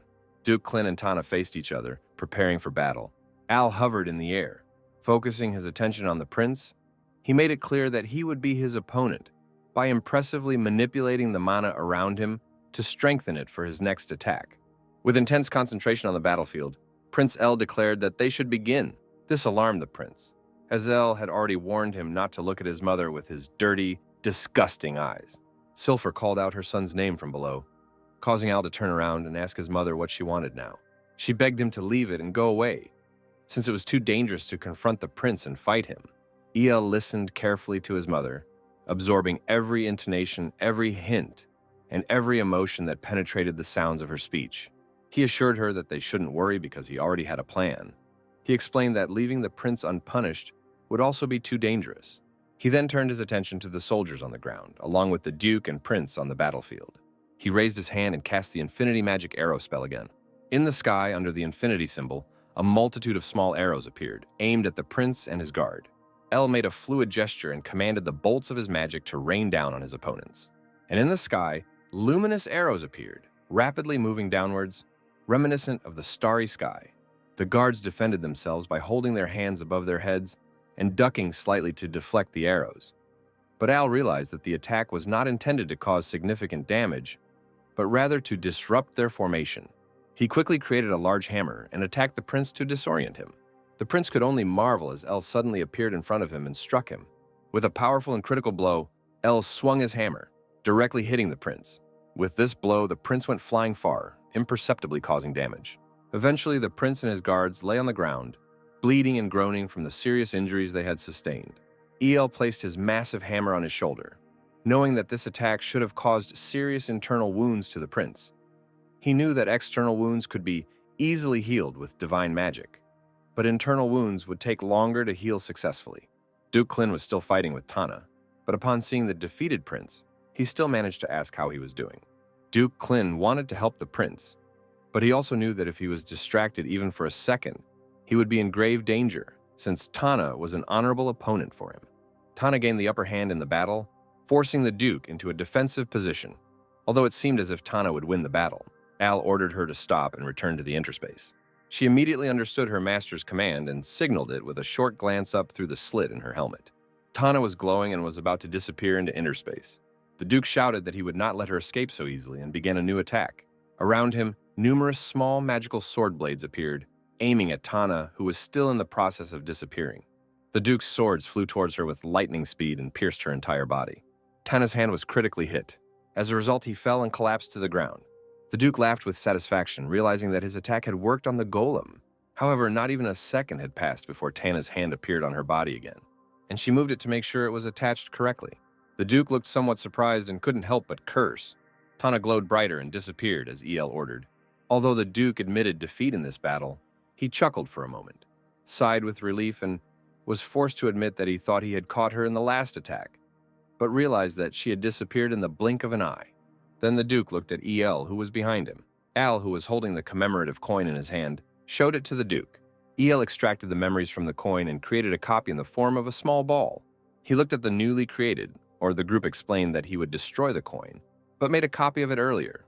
As the prince lay unconscious, bleeding and groaning on the ground, El stated that everything he had done was contained within this memory magic. He emphasized that he would not hesitate to spread this information throughout the kingdom, or even the entire continent if the Duke or his family ever tried to harm him again. His mother and sisters came running to him and were glad that everything went well and he was not hurt. El turned to Duke Klin and apologized for the disturbance and inconvenience. As he used his magic and the runes of his teleportation spell appeared around him, he told the Duke that he hoped they would never meet his enemies again and bid him farewell.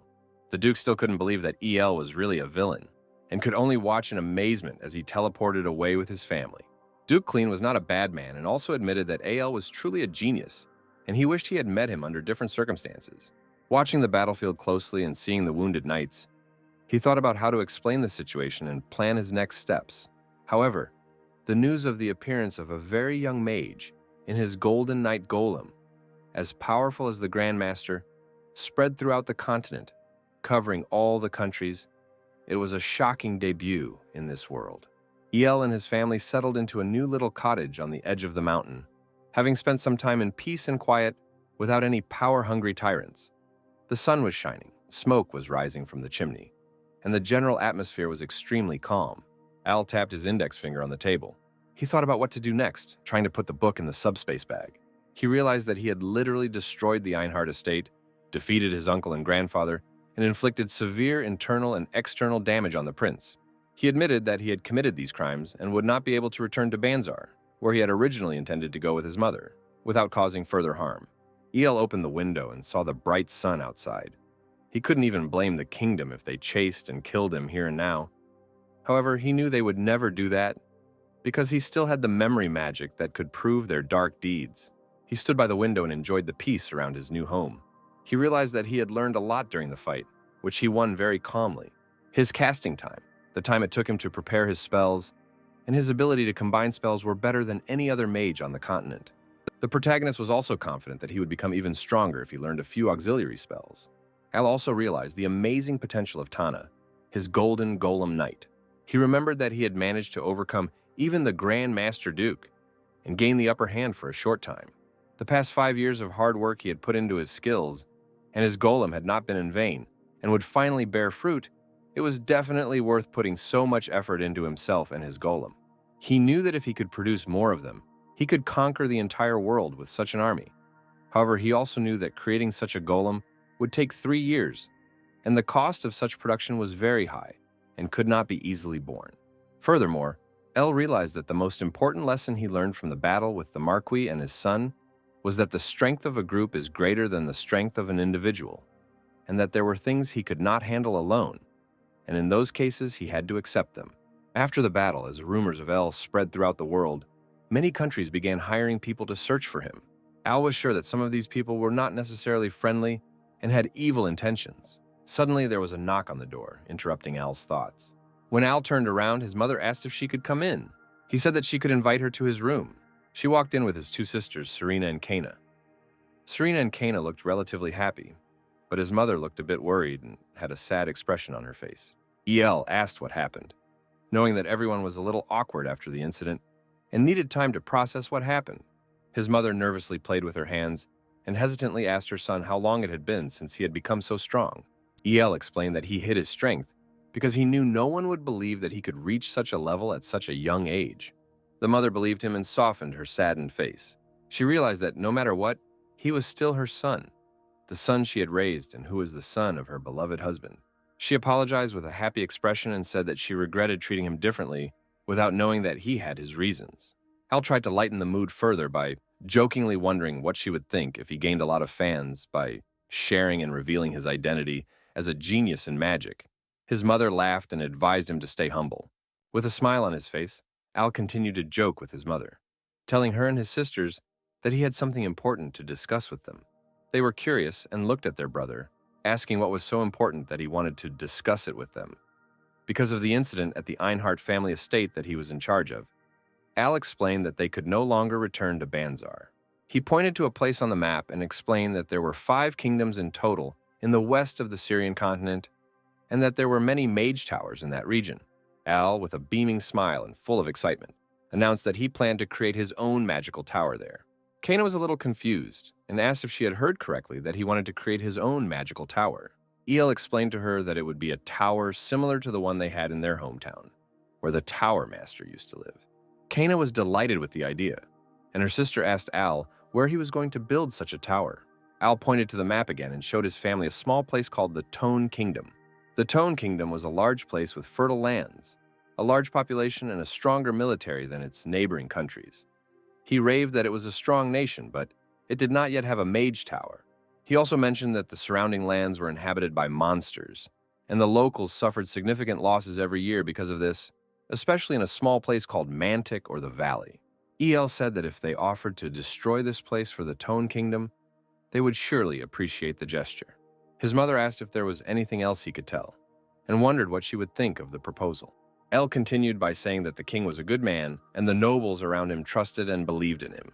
However, he also admitted that the princes had a dispute among themselves which the king could not resolve.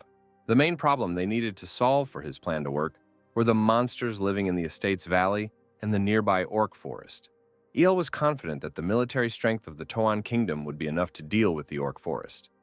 But if they concentrated all their forces there, they would not be able to deal with Mantic or the valley. So El explained that he would take over the governance of this valley, and if he succeeded, it would be able to expand the kingdom's influence. Al's mother, Kana, and Serena stood in the room thinking. Kana gathered her courage and was the first to ask her brother if they could also find her a master who could teach her fencing. Al had to admit that they should do this too, although he could show her some breathing techniques. Since he wasn't a swordsman, he couldn't provide any additional help. So he told her that they would definitely find a suitable teacher for her. Kana was overjoyed and thanked him. However, Serena also wanted to become stronger and asked her brother if he could help and continue her training. With her hands clasped together, she explained that she had felt very weak during the events at the Einhart family estate. She originally thought that she could defend herself, but when she saw the elf fighting against the Marquis and his son, she realized that she was not as strong as she imagined in terms of determination and ambition, and expressed her desire to become stronger. A sudden feeling of surprise entered Al's heart, causing him to freeze for a moment. But it also made him beaming and happy, as he was eager to fulfill his sister's request. Their mother also said that she wanted to become stronger and asked him to teach her too. "Maybe you should start with using your brain. That will help a lot," he joked. Everyone looked happily at El, who shared the common desire to become them all, and asked if they agreed, smiling at them. After that, it was time to leave your cozy home and prepare for the next adventure, a journey to the kingdom. Faint, incomprehensible sounds were heard in the nearby forest. The king of the Toan kingdom came out with his guards and stopped in the middle of the road. When he heard sounds with alarm, they looked left and right to find the cause. The king wondered with concern whether civilians would continue to be in danger under such circumstances, and whether there was a hero who could save them. Suddenly, a black and creepy shadow in the shape of a devil appeared in front of them, watching them. However, the king and his guards continued on their way, despite the dangerous forest and noise. Eventually, they reached a cliff that offered a beautiful view of the Tone Kingdom. The Duke, a friend of the king, asked him what he was thinking about, whether he was worried and whether there were any problems. The king, looking worried, explained to his friend Lias what he thought of his 3 sons. He described how the conflict between them over who should be his successor was growing more intense every day, and he feared that one day his kingdom would suffer because of this struggle. Lias knelt before his majesty, trying to console him. He said that just as rain falls on the ground and nourishes the earth, he was sure that this conflict between his sons would somehow strengthen and unite the kingdom. He went on to explain that he believed the king should appoint his 3rd son, Prince Judian, as crown prince, for the good of the kingdom, as he wanted to discuss whether he should choose first Prince Maxel or second Prince Kron. As the crown prince king interrupted him with a sigh, he himself knew that Maxel treated people like things, and his personality was not at all like good. It was terrible and cruel. He also knew about his 2nd son Cran, who had qualities similar to Maxel, although not so obviously displayed. He had to admit that neither of the two were fit to be king. Instead, the king recognized that his 3rd son Judian was a warm and friendly leader whom his subjects deserved and whom he would prefer to appoint as king for their welfare. Unfortunately, 90% of the aristocrats supported either his 1st son Maxel or his 2nd son Crane. Among Judy and the reporters was the supreme swordmaster and leader of the royal guard, Captain Duke Lias, and also the capital swordmaster, Captain Count Lumo.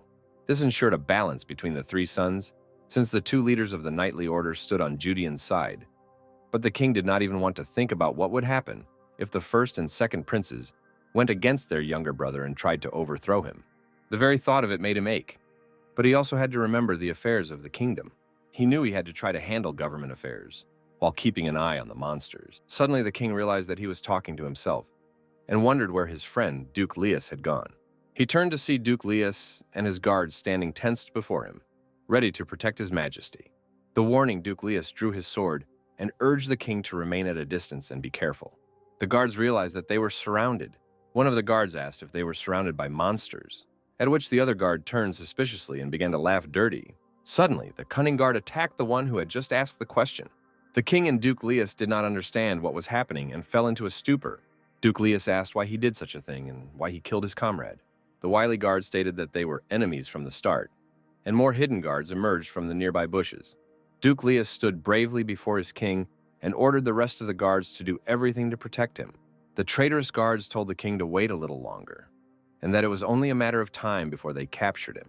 She pointed her sword at him and declared that she wanted to kill him herself and would do everything to achieve this goal. The king realized that he had trusted his guards, who turned out to be traitors. He knelt down on the edge of the rock and asked his god if he had left him and his kingdom. Meanwhile, in the chambers of the magic tower, the master of the tower sat at a table and communicated with 2 other masters of the tower through their magic.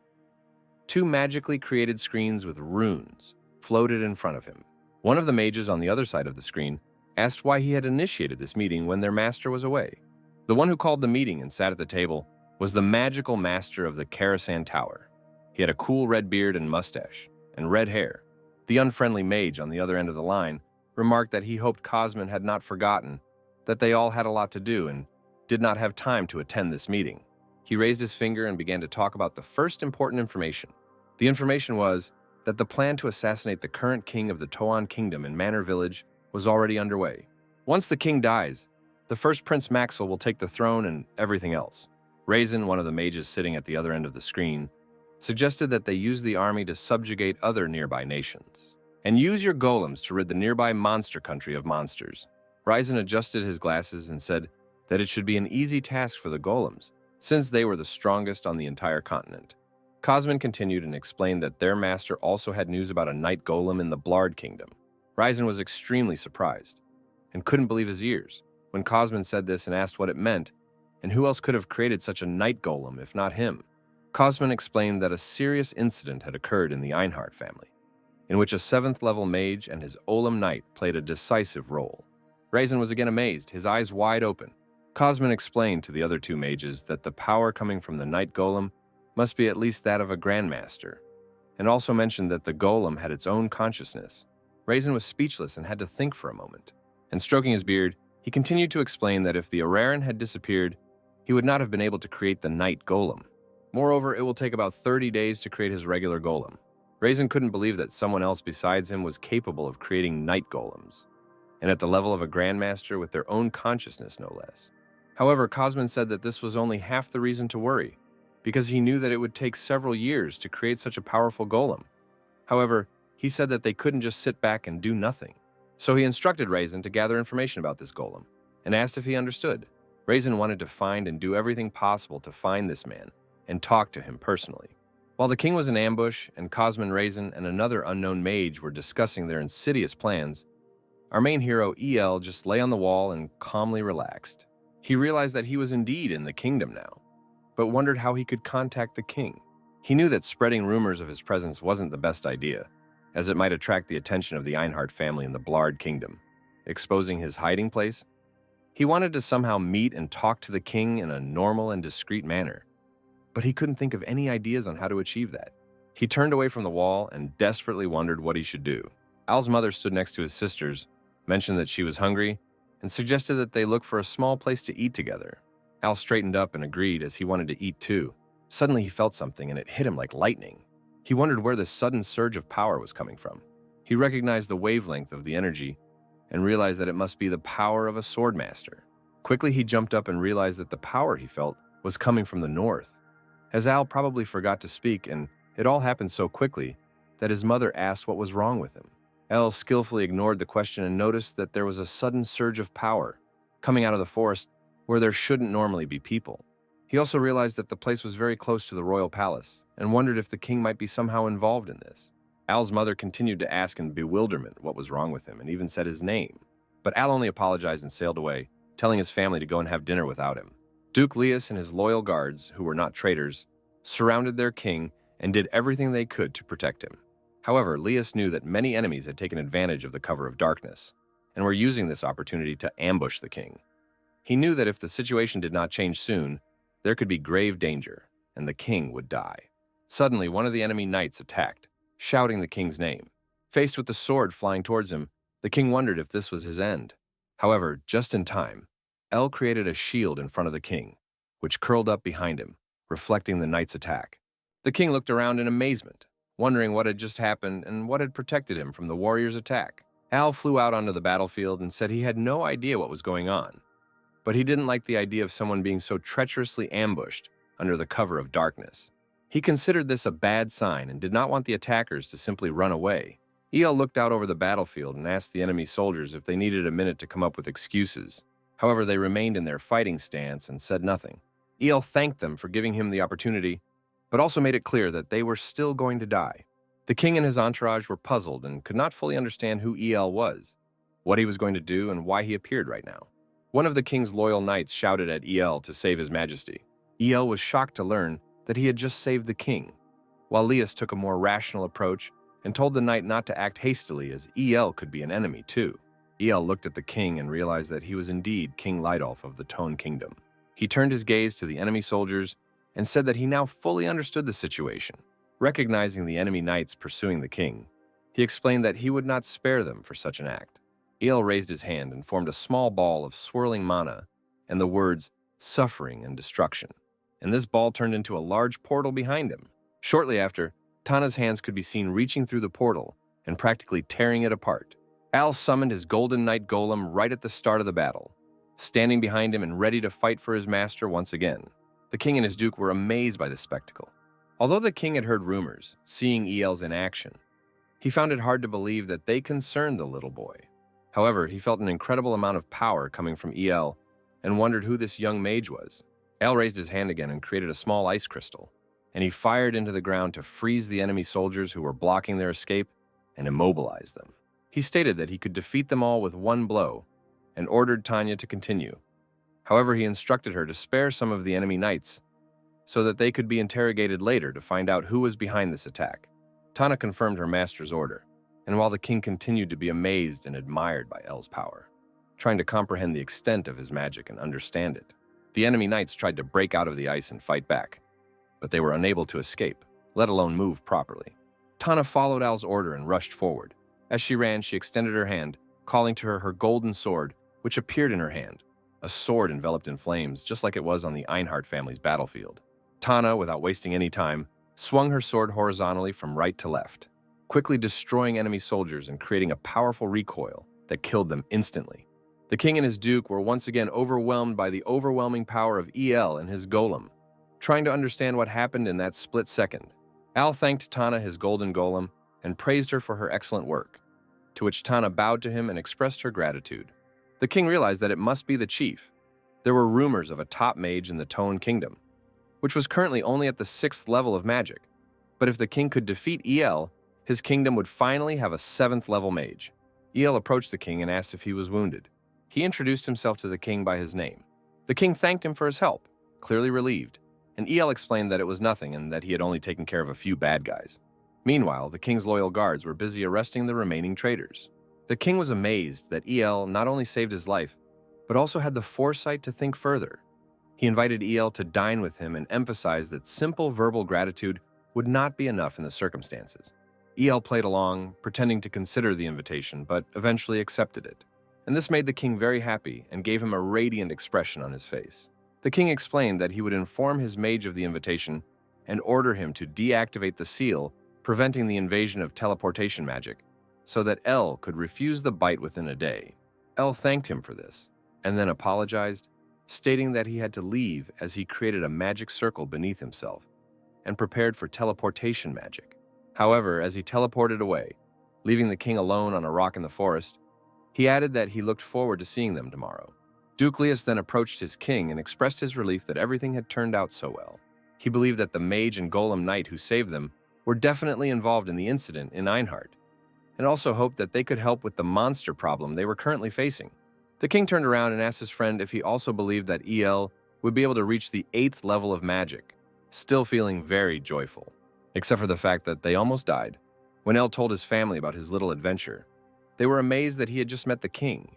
He explained that he had saved the king from an ambush in the forest and had received an invitation to the royal palace. His mother could hardly believe that everything had gone so well, but she was happy that her son would meet the king. She asked Al how she could get his support and wanted to hear his plan. Although Serena and Kana begged him to reveal the plan to them, El remained steadfast, explaining that he would share it with them later. Suddenly, 2 men approached their table. One of them hugged Al's mother and flirted with his sisters, asking if they wanted to spend some time with them. One of the men began to lightly touch Serena, but then Al intervened and politely asked him with a smile to keep his hands away from the family. The man, who did not quite understand the situation, asked him who he was.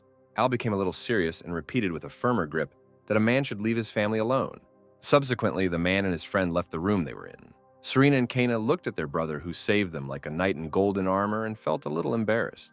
Their mother noticed this and had to suppress a grin. She knew that both her girls were a little scared, and that El was behaving like a real gentleman at that moment. El himself was unaware of the situation, muttered something to himself, and then said that they both should be strong enough to handle the situation on their own. This completely ruined the mood of the women at the table, and El's mother just shook her head. The next morning, which was as sunny as almost always, El said goodbye to his family as he needed to prepare to meet the king. His sisters and mother told him to be careful and that they looked forward to seeing him later. Then El activated his teleportation magic, and in seconds he arrived at the king's great estate. In the room where teleportation magic could bring someone, there sat a man who was annoyed that he had to open the seals that protected the manor from people entering via teleportation magic. He wondered what important person would come that he had to do such a tedious task. Out of boredom, he sat in a chair, propping his face up with one hand and crossing his legs, wondering how long it would take for the guests to arrive.